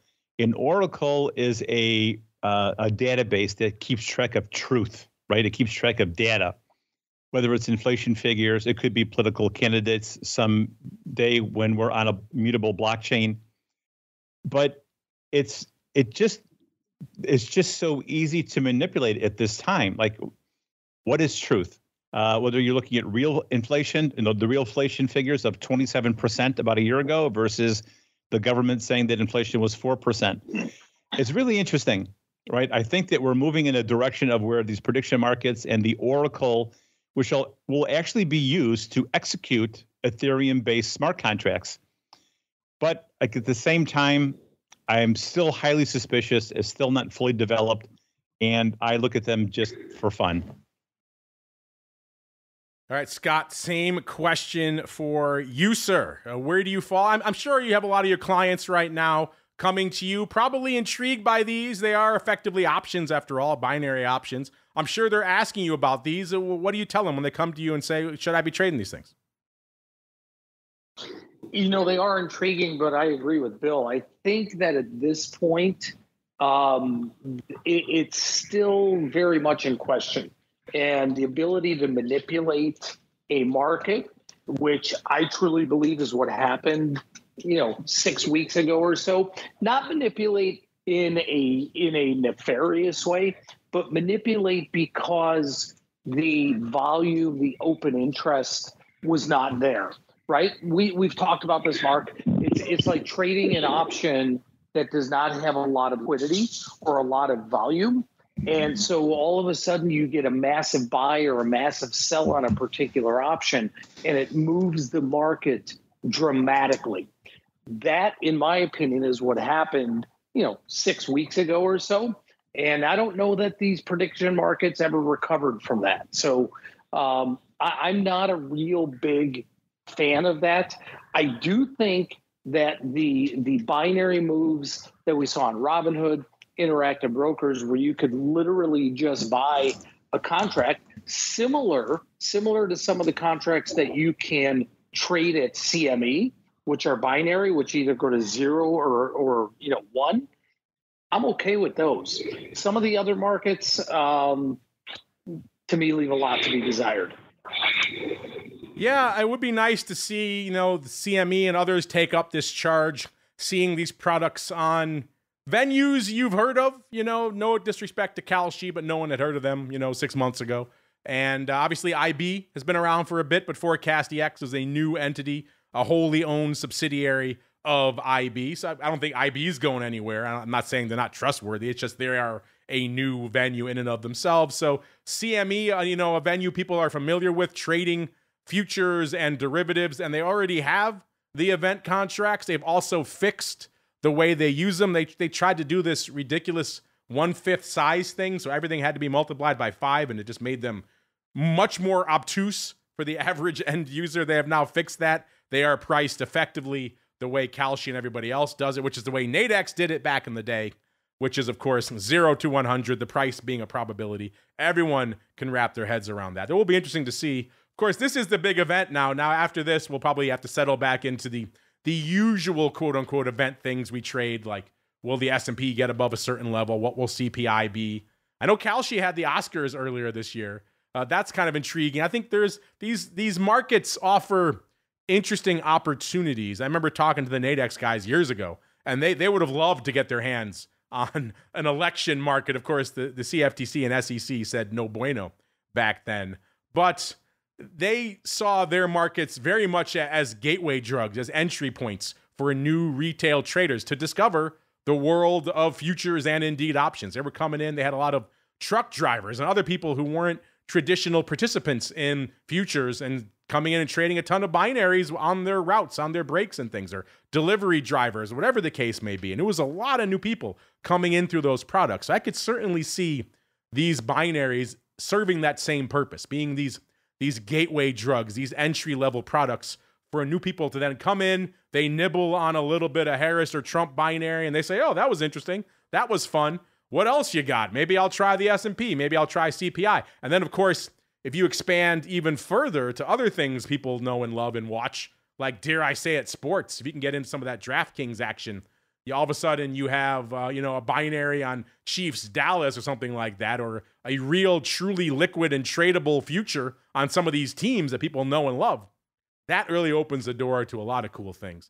Again, John, I was talking earlier about the product thing. I don't want to get you into any hot water, but you're kind of our product rep on the show and also the exchange rep here tonight. How far do you realistically think we are from that scenario? Not just CME listing election events, because they already have event contracts now, but maybe even breaking into new markets and new products. You think the regulators are receptive to that, Sean? Not to sports. My sources are that the regulators are not enamored at all with sports binaries. Although there's a lot of work going on, and you could see different products that look and feel like a financial product based on sports information. Binaries, win-loss stuff, that's the big thing. Is if a product is determined by a winner and a loser, I don't think it has any chance ever to become a tradable exchange product. If it's referred to as a hedge, okay, and it kind of meets that criteria, I would keep my eyes open on products that get the label of a hedge product. I do think that I wouldn't, I keep my eyes open on binaries that are based on relevant financial data, such as, we have Matt on the thing and he's the expert on earnings. Is there a slew of products coming down the line based on an earnings number? I could see that being something that an exchange could push forward. Absolutely. And just other financial things that we see every day. But sports is going to be a ways away. On the back, because we have Bill on the line on the whole crypto side. If Trump wins the election, there should be a changeover, in the regulatory organizations, and we might see a bias that is more pro crypto.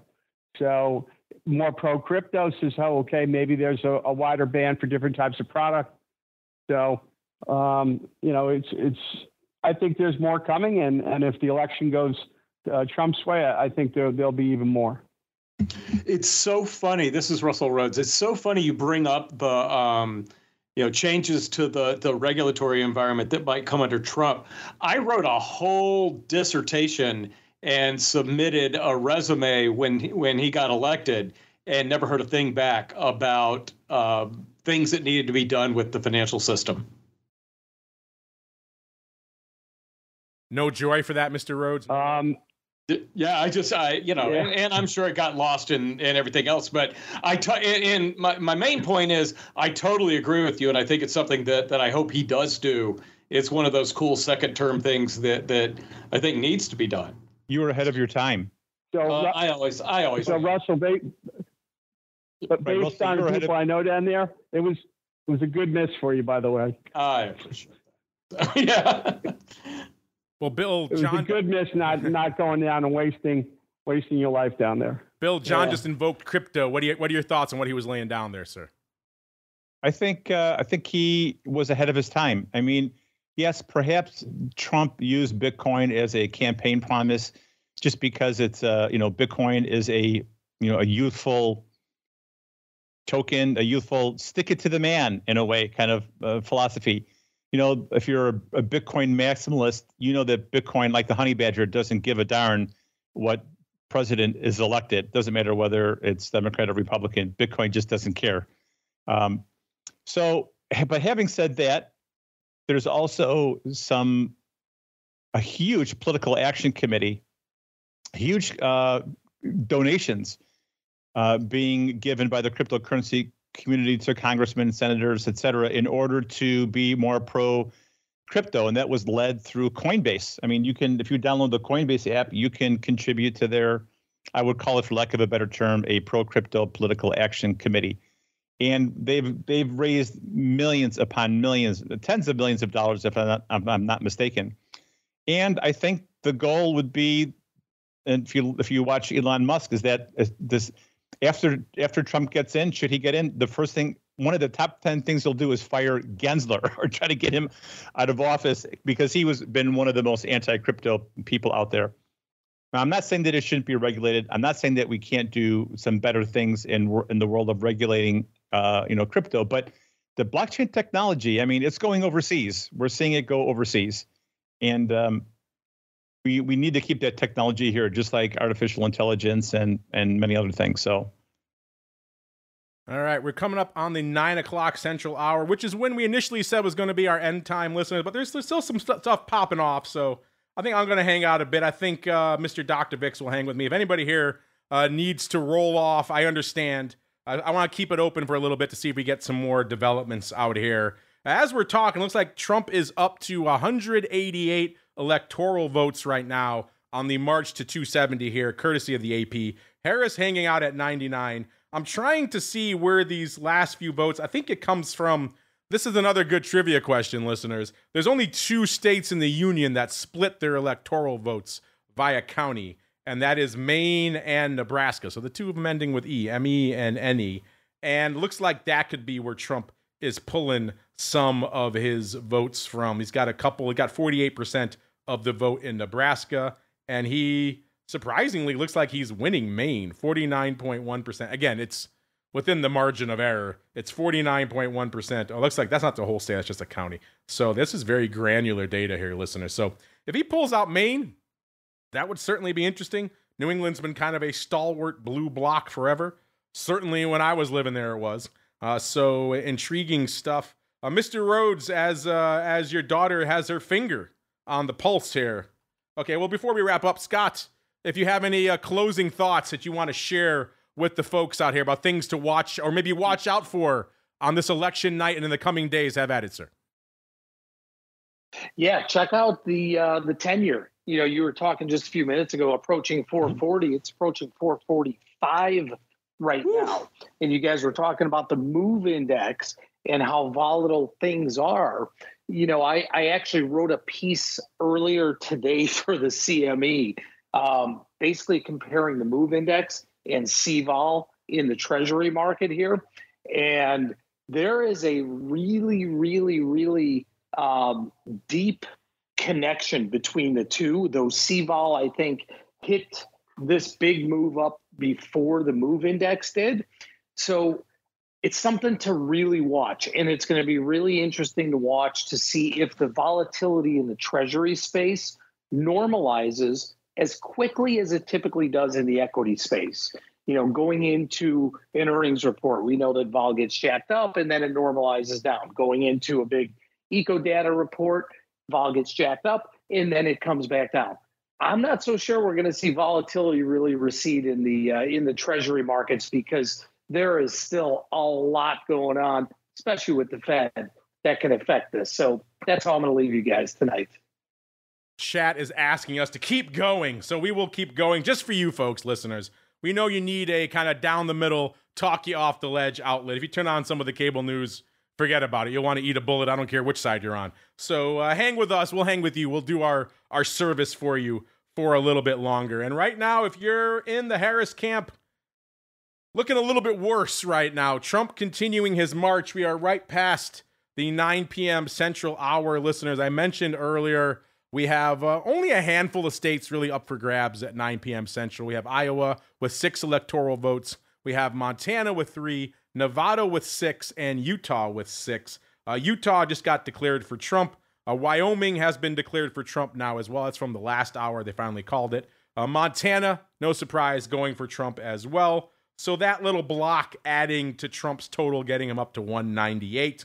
One of the interesting narratives people have been talking about of late is potentially swinging Iowa blue. Some of the latest polls coming out of Iowa, at least at the start of this week, as of yesterday, were showing Harris had a modest lead, which was surprising a lot of people because obviously that's been read in the past. They showed Harris up by 3% coming into election day today. Now, that was within the margin of error, plus or minus 3.5%. But looks like right now it is trending that way. It's pretty tight, though. 49.6 for Harris, 49.1% for Trump. So right now it's tilting, it's tinging, I would say, a light blue, but it hasn't been called yet out there. Before we get to Mr. Rhoads' thoughts, Mr. Bill, sir, are you keeping your eye on the 10-year? You got some thoughts there, sir? Right. I was just going to say that looking, I love point and figure charts. They're just really clean and they really work for me. But if you go back about 3 years, you'll see that the high level in the 10-year yield index, symbol TNX, was about 4.996. That was on October 19th, 2023. We made a high at 4.996 in the 10-year. Then we had a great sell-off in yield, a rally in bonds, then things turned around. Then we made another high in the yield index at 4.737. That was in April of 2024. Once again, yield declines, bonds rally, and we just now, like today, made another high in yield at 4.365. So if you're a technician, you draw lines from each of those highs, and the 10-year rallied right up to its downward bearish trend line. So I think Bowell's going to be pulling back in the 10-year. I think we're going to see a decline in the yield index or a rally in the 10-year bond. Lower 10-year rates. Just from a technical standpoint, I just find it really interesting. Again, going back, more than a year, we've just perfectly touched these bearish trend lines on the way down in yield. So let's see what happens.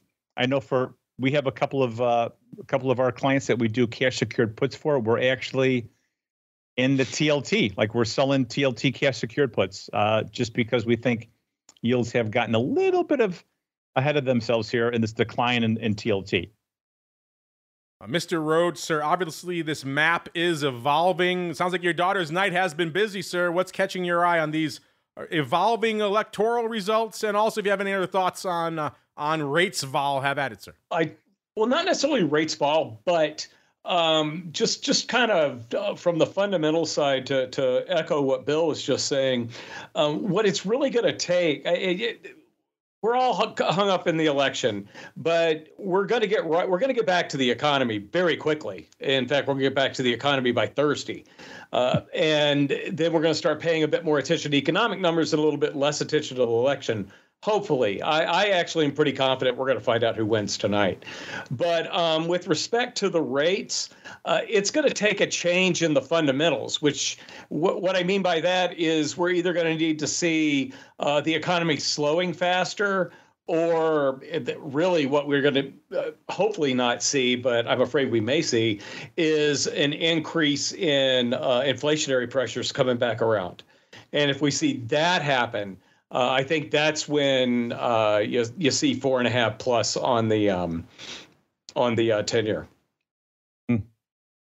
All right, let's look at the rest of this map, listeners. And again, if you're in the Harris camp, the way the AP is coloring some of these right now, not exactly trending in her favor. They are starting to pencil in Pennsylvania red, Mr. Rhoads, here on the AP map. I'm not sure if you noticed that, but that is interesting. That shows AP indicating he's leading. 49.9% for Trump right now in Pennsylvania, 49.2% for Harris.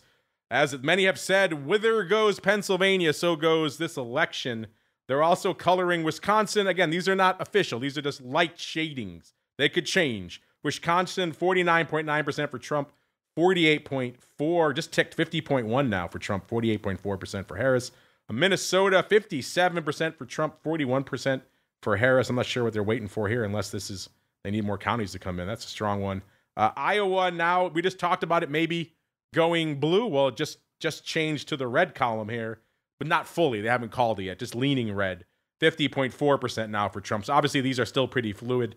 Georgia, they're coloring slightly red, listeners. 52.2% for Trump versus 47.2% for Harris. North Carolina, also, they're leaning Trump 52% roughly versus 47% for Harris. Virginia, another big one Russell was concerned about earlier tonight, 49.8% right now for Trump, 48.6% for Harris. So if you just glance at this map, you would say it's looking pretty firmly in the red. New Mexico, maybe no surprise there, 52% for Trump, 46% for Harris. Arizona, same deal, 49%. Actually, this one's showing it as a dead heat, 49.6% each. That's kind of interesting. Maybe Arizona more in play than some thought initially. Then we've got, obviously, Oregon coming on early, too, saying 71% for Trump right now. But that is, again, very early going out here. So, yeah, they're saying 0%. So, obviously, that's about 1% of the votes have been counted. Right now, 34% counted in Arizona. We've got only 2% in Minnesota. So, yeah, ignore that number, listeners. Wisconsin closer, 40%. So that Trump lead might be more meaningful. Only 34% in Iowa. So that number could go anywhere. Georgia, they're up to, they say 81% of the votes. Now, Georgia was the one saying they're going to be the last to report their numbers, I thought, this week. Maybe not till Thursday or Friday. So if they have 81% of the vote counted, then maybe we will get a number out of Georgia sooner than we thought. North Carolina, 68% of the vote counted, now at 52% for Trump. And Virginia, 64% of the vote counted with 49.6%. I know, Russell, you were really keying in on Virginia before. Does that surprise you that they're coloring it light for Trump now? Not completely. And the reason that Virginia and North Carolina, which is also kind of leaning toward Trump, they both kind of share the same demographics when you get outside of the D.C. area. But the night's going long, and I can't remember who I said what to who, what I said to different people tonight. But I think I talked about how my daughter, she goes to George Washington in Washington, D.C., and she's in the political science department. She said about half the people she's friends with voted for Trump. I think there are a lot of people that you would never have expected to vote for Trump actually voted for Trump. And that would include a lot of moderate type people in the North Carolina, Virginia area. Yeah, clearly this map reflecting. Harris just got something. She's up to 109 now. She got Colorado, listeners. So 10 electoral votes in Colorado. AP calling it for Harris. Roughly 56% for Harris versus about 42 for Trump. So pretty sizable. That's only about half of the votes counted. So that's obviously going to change, but a pretty sizable, looks like, win there for Harris. Also, I'm not sure if they counted Maryland earlier, but Maryland now in the Harris camp as well with 10 electoral votes as well. So there we go. A couple, if you're feeling blue, quite literally, on the Harris side, there you go. There's a couple of data points to maybe make you feel a little bit better out there. Still looking at New Hampshire, which is kind of interesting. Usually they could count that one pretty firmly. Now exactly half of the votes counted. Hopefully Matt went out and voted. He was joining us earlier tonight, listeners, from the shores of New Hampshire. Man, what a representative special we've had on the show tonight. A lot of Northeasters, of course, Maine, New Hampshire. We had a lot of Chi-Town area, Germany, you name it. People beaming in from all over. People in the chat, obviously, from all over as well. So fun to see so many people are interested, paying attention to what's going on out there. It's good to be informed. Hopefully you did your civic duty as well out there and actually voted, listeners. It took me 3 times here in Chi-Town to actually cast my vote. I went twice, and both times the waits were about 3 hours. So I said, yeah, I just can't wait 3 hours. I have other things I have to do. Third time was the charm. I only waited a mere hour and a half to cast my vote here in Illinois. So things were obviously, people were motivated. People wanted to get rolling. Mr. Bill, I hear you saying, looks like we're hitting new all-time highs in Bitcoin, sir. Oh, the second I put that in the chat room, it started peeling back. So you killed it. You killed it. I know, right? So Bitcoin all-time high was on March 14th, 2024. It's 73,796. While I was listening to you talk, literally I think he had used the word Colorado in a sentence. It was 74,500. It's now peeled back to slightly below its March 14th, 2024 high of 73,670. So it's dropped about, $500 per token. But, the night is still young. I've got news-ish. You ready? You ready to hold on to your hat? Go for it. The odds of a Republican sweep just jumped from 45% to 80%. That would be a shock. So you're saying not just president, but House and Senate as well? House, Senate, president. Wow. Yeah. That seems to be the one thing no one wants. One party in control. Yeah, that's it, that's like if you're looking at the VIX futures on the on the session lows, which they're hovering around 17 or so, or low 17s. Maybe you see that if you think that number's right, you might want to scoop them.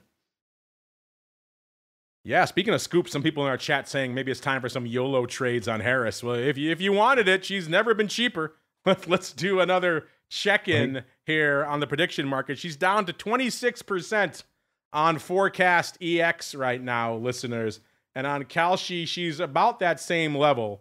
So we're starting to see, oh no, I take it back. On Kalshi, she's getting killed. 13%. You're just 14. She just ticked down. So if you want Harris, listeners, on Kalshi, there is definitely a huge Republican wave on Kalshi right now. Right. Which is kind of interesting. Again, Kalshi is also the market where the whale, actually, look, that was on the other one, which is the name I'm blanking on right now. So it wasn't Kalshi. But yeah, I don't know. Russell, you work with the Kalshi folks. How much stock, pun intended, are you putting in these numbers? Well, I understand that it's not the most liquid market, et cetera, but to move that market, you have to spend money. And, what would the motivation be behind, bidding up Donald Trump to win president and paying up to 88 cents to get $1 back? So I always put a lot of credence. If so, everybody can have an opinion, that's great. But if you have an opinion and you start to put money behind it, you've got to really believe in that opinion. Yeah, well, you don't have to believe as much as you did. It's only 13 cents on Kalshi now, so you could take a flyer. It was at least half a buck not too long ago. So yeah, if you're down with what some of our folks are saying that maybe it's YOLO time, then Harris has literally never been cheaper that I've seen. At least on Kalshi. Forecast EX, not quite there yet. 26% out there. And again, I haven't. Our chat's been giving me Robinhood. I haven't had it. This machine does not have access to that right now. So, yeah. But this big spike, Kalshi, they're either ahead of the game, or they're feeling their oats on something that isn't really there, or maybe there's some skullduggery, or maybe it's all three. But yeah, Kalshi does seem like they're leading the curve on this, whatever that means. Are they trying to maybe a little bit of causality? They think if they bid this up, the other markets will follow suit and it'll be a bit of a fait accompli? Or is there something else? John, I hate to keep going to you as our product guy, but you are our product guy out there right now. What are your thoughts on these kind of dramatic moves we're seeing out here on platforms like Kalshi that so far, I mean, obviously the ARB is not really that set up yet, not that yet established across these different platforms, but still some huge outliers on these platforms. What are you thinking, sir? I don't know. This is the first time around for these guys. I don't know who their clients are. You just don't know. I mean, I don't know how their technology is. Are they? Yeah, I'm not saying that they're having any problems at all. I'm not suggesting that. It's just there's just so many things that the first time around in this that you kind of need to learn. I think that if you as they mature and go forward and they do more things, you'll have a better handle on it. But I just don't know who the users are, and I don't know if people are panicking or not panicking, or is there any electronic trading going on here? There's so many questions. I can't even give you a guess. It's just It's just too early to tell. All right, Polymarket is the one I was trying to think of before. Polymarket is the one where it's only available to international users. That is where the infamous now French quote-unquote whale was manipulating things clearly in favor of Trump. What his agenda was he just a believer? Did he have some other axe to grind? Was he funneling markets from some foreign entities to try to skew the numbers one way or the other? People have been debating that. Are we seeing something similar play out on Kalshi? I would just say be cautious with these markets, listeners. John's been around for a while. He's been through a few of these. He runs a lot of these things at an exchange now. He's telling you maybe be cautious out here. We don't really know who the end users are. It's obviously more liquid now than it has ever been. Looks like they have about 301 million. That is total value has been traded on these markets. So they're a little bit more liquid now than they were, but still, it's not the S&P. It's not VIX. You can move these things with not substantial sums of money, at least not to the large institutions who would be doing these kinds of things. So just something to bear in mind. If you're angry at what you're seeing on one of these platforms for whatever reason, you don't think it's real, it could very well not be. So something interesting, like Kalshi turned on Michigan a while ago, and Michigan is still looking blue right now. Of course, only 20% of the votes counted here so far for Michigan listeners. So, this map kind of shaping up the way it has in years past. Obviously, Ohio's a big one. Florida's a big one. But we have traditionally seen this Republican spine up the center of the country. And a lot of the other areas, then you have the big populous states that the blues usually win. So you have your New York, your Illinois. Pennsylvania's a big one. If that goes to Trump, going to be kind of hard to dig out of that hole. Obviously, we're still waiting for California. Good to see they've taken Oregon off their map now. They had really no votes counted. I'm not sure why they were disseminating a red for Oregon. So obviously, Washington, Oregon, Nevada, Idaho, still waiting for data out there. Arizona and New Mexico. They're showing those as blue right now. So obviously, they have some more data still to come in on those, I think. So intriguing stuff all across the board out here. I'm just looking to see. We got people doing the YOLO trades out here. I know, Mr. Dr. Vix, have you been slinging any VIX or UVIX into the actual election night tonight, sir? Nah, I kind of sidelined around this thing. I really still don't know. If you tell me that it's over and either of them won right now, I really don't feel like I have a good handle on how the markets would react. And I worked at a hedge fund years and years and years ago, and the main guy, I was in charge of the research effort, and the main guy there loved to trade earnings. And there was a trader there that had probably a couple of decades on the main guy. And he said, instead of trying to guess earnings, why don't we try to trade the reactions? So that's kind of how I'm approaching what we're looking at right now. I've been short. I made no bones about that it has not gone particularly well. Thank God I mix it with some other things. But I've still got a little bit of a short position on it. That doesn't really have anything to do with the election. All this talk about vol, I haven't mentioned UVIX all night, Mr. Dr. Bay. Isn't that surprising? That's kind of surprising to me. Off about $0.50 today, trading 486 at the close out here. I thought for sure you'd have a little nibble on UVIX. You've been Mr. Secret Weekend UVIX. This is not quite a weekend, but it's a big event. Would you just too much of a roller coaster for you, sir? Too much of a roller coaster, and this would be considered for the overnight UVIX trade. This would be considered a binary event. Yeah. We're going to go one way or the other, with respect to volatility. Because in the stock market can do three things. Stock market can sell off, volatility goes up. Stock market doesn't do a whole lot, volatility goes down. Stock market goes up, volatility goes down. So using one of the volatility ETPs around an event like this really is more of a binary event than some other ways of trading these things. Mr. Bill, we were joking earlier about Doge and crypto, and obviously you like yourself a little bit of crypto, but folks may not know at Senecal you're also managing quote unquote traditional money. So of course your fixed income, your S&P, all that fun stuff. How have you been positioning heading into the election? Have you been kind of on the sidelines? I know you've been getting back into harvesting a little bit of the old risk premium. Is that what you've been doing? What have you been up to with the quote-unquote traditional money, sir? Oh, exactly. I mean, as much as I believe the market is, we talk about extremes, the S&P 500 at, all-time highs, and the 10-year and 30-year at the low end of the range. The traditional asset manager wants me to rebalance, makes me want to sell equity and buy fixed income. But I have to say that none of our trend lines are bearish.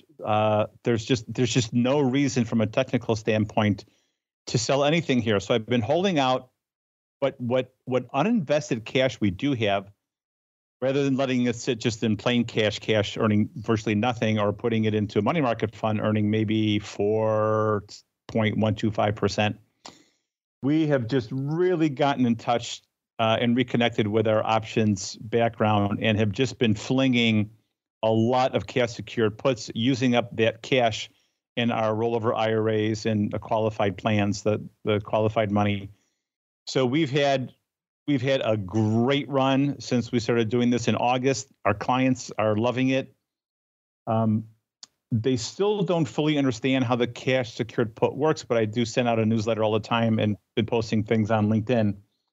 But I tell you, it's been so much fun selling these weekly options, collecting, 0.6, 0.7, 0.8, 1.5%, just or like over 10 days, in some of these weekly options.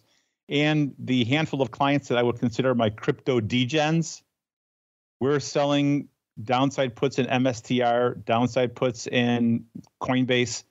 And we know that if things reverse and we get hit on it, we're okay with it, because these are blockchain/cryptocurrency centric companies. And so, again, we are still, I would say, 75-20 in terms of our traditional asset allocation, and the 5% or more of cash that we're playing with. It's just boom, hitting singles, boom, boom, hitting singles. And I just love watching, our theta number grow every day that goes by. So it's been incredibly exciting and fulfilling. Watching the theta. You sound like your old school market making. Watching your theta numbers. Again, I love it. I will happily accept 0.5% of your management fee just for getting you back on the weekly options writing tip. That's all I want. Just 0.5%, sir. And Mark, I owe you a lot. You can really put it in Dogecoin, my favorite thing. You know I love myself some Doge out there. No, you're getting Toncoin, remember? Oh, Toncoin, yes. Yes, Toncoin, my other favorite. Maybe a little Polygon. A little Tron wouldn't be the worst. Throw a little Tron in there in the mix as well. Nice sprinkled the Tron cherry on top of the sundae. There we go. Now we've got the delicious crypto sundae out there, listeners. We're getting silly here as we're winding down. Let's go out. If you were excited about all 3 electoral votes in D.C., if you were waiting for those tonight, listeners, then I have good news for you. They have been decided. Surprise, surprise, they went for Harris.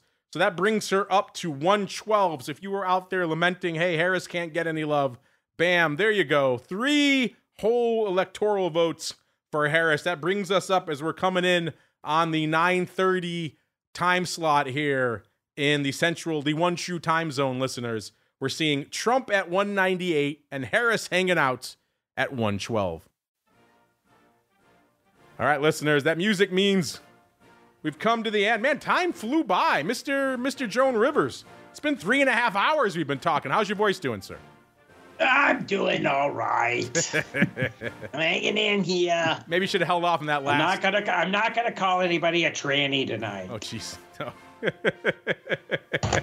We were so good. 3.5 hours. I saved that to the right end, at the end. Man. And also, you guys were talking. You brought up hermaphrodites earlier. But that was in a historical context. That was perfectly acceptable. Well, so was what I just did. Yes, Joan Rivers, that noted historical figure, the historical legend that was Joan Rivers out there. You should have saved that last pack of Marlboro Reds. I think it's leaning on your voice out there, sir. Well, I want to thank everyone. Good. Oh, no. Go ahead. You go ahead. It's late. I just wanted to thank everyone who took the time to join us here on the show tonight. Of course, we had Aash beaming in from Germany, residence capital. Kevin Green from the Schwab Network. The Rock Lobster beaming in from the land of the pit. Dan the Man Gramza holding court on all things futures you could possibly imagine, listeners. We had Uncle Mike talking his bullish and his bearish and getting mad about having to owe Dan Passarelli $1 from our 2020 election night spectacular. I'll allow those two to hash it out. I think they went double or nothing, but I didn't hear what the actual bet was, so I don't know if you have a new bet. Of course, speaking of which, we had our buddy Dan P. joining us tonight as well from MTM. Then we have, of course, Mr. Matt joining us from Orats. Check out everything they got cooking over there. A lot of cool stuff, including their rogue AI known as Otto. We had Mr. Scott Bauer from Prosper. And of course, a lot others, many others, I should say, a lot of others.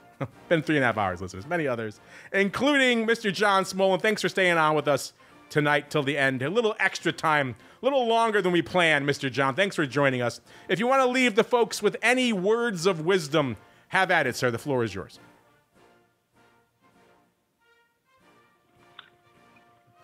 Keep trading, enjoy the markets. I think the next year is going to be really an interesting market to trade, and enjoy. And good luck. Thank you. Any hints, any teases you want to leave with us for what's coming down the pike from MIAC, sir? What can we look forward to? Just pay attention to what we're doing in the futures business. I think we're going to create a lot of opportunity for a lot of people on this phone. And I'm very excited to see where our company goes. All right, you got to check out the hot new show on the network, sir. It's blowing up. The Futures Rundown. Folks are loving it. I never thought I'd be talking this much futures, John, but the folks demand it. So they're loving it. The Futures Rundown. You folks at MIAX should check it out if you're getting more into the futures game. And Mr. Bill, I know you're going to join me one of these days on the Crypto Rundown again. If you want to leave the folks with any final words of wisdom on this very tumultuous, maybe heartbreaking, maybe heartwarming for some election night, sir, have at it. You know, what I always say is put on the trade, manage the risk, because you can just have this paralysis by analysis, trying to wait for the perfect moment to put on the perfect trade, and it very, very rarely happens. The extremes are easy. When the markets are crushing and, blood is in the streets, it's easy to buy then. And when things are getting too out of hand, it's easy to take a few chips off the table. But we kind of get locked up in our own mind when things are in the middle of the range, middle of the bell curve. So put on the trade, manage the risk. There you go. And if folks want more words of wisdom like that, maybe sign up for your newsletter. Where should they go? What should they do, sir? Sure, they can. Actually, the easiest way to subscribe to our newsletter right now is on LinkedIn. To look for us, Bill Uliveri, on LinkedIn and subscribe to our newsletter. We started putting them out about 8 weeks ago. It's been pretty successful. We had a lot of people reach out to us, in LinkedIn messages. Or you can always go to senecalcapital.com, senecalcapital.com, and just send us a quick blurb in the form handler, and we'll get you subscribed to our newsletter. So if you can't spell Uliveri, listeners, then just go to Senecal Capital, Cenacle. Why don't you spell Uliveri for the folks? I know it's easy for you. For the listeners, maybe not so much, sir. That's funny. Uliveri, spell it for the folks, Mr. Bill. Oh, I'm sorry. U-L-I, V as in Victor, I-E-R-I. That's a tough one. Just go to senecalcapital.com. There you go. Too many vowels. Senecalcapital.com. That's a hard one. And last but not least, Mr. Rhoads, sir, you did a more than passing job as my Joan Rivers. A little bit more drinking and smoking than I expected. But, you're getting into character. I expected that. Did you have fun, sir? I had a great time. Can I leave you with one last shocking stat from Kalshi? Leave us with as many as you want, sir. Okay. Donald J. Trump just went from 32% chance to 64% chance of winning the popular vote. Wow. That would be a first. They've got him at 80% Pennsylvania, 85% to win the whole thing. It's just amazing to me. And if these markets lead what we see on the states, maybe we just have to start using the betting markets to figure out who the president should be. Maybe. I will say Harris has taken a little bit of an uptick. Harris right now, 18%. She ticked up from 12. So some folks, I guess, going for some value trades. There's the value trade on Harris right now. So there you go, listeners. If you want a little bit of an uptick, if you were waiting for that, there you go. Speaking of waiting for things, got so busy with the rest of the show, I didn't even mention this here. But as a reward for all of you who hung out till the very end, a little bonus for you. If you're listening right now and you want to say, hey, I'd like to have more of this in my life, You want to get some access to, let's say, some fun pro content.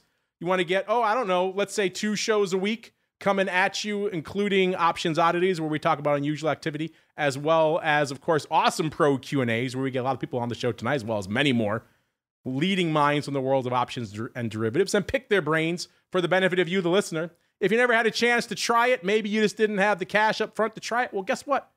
No cash right now for you folks listening to this, and we'll put it at the end of the podcast as well, so the folks who tune in at the very end, listen all the way through, you get rewarded. You head on over to theoptionsinsider.com/pro right now.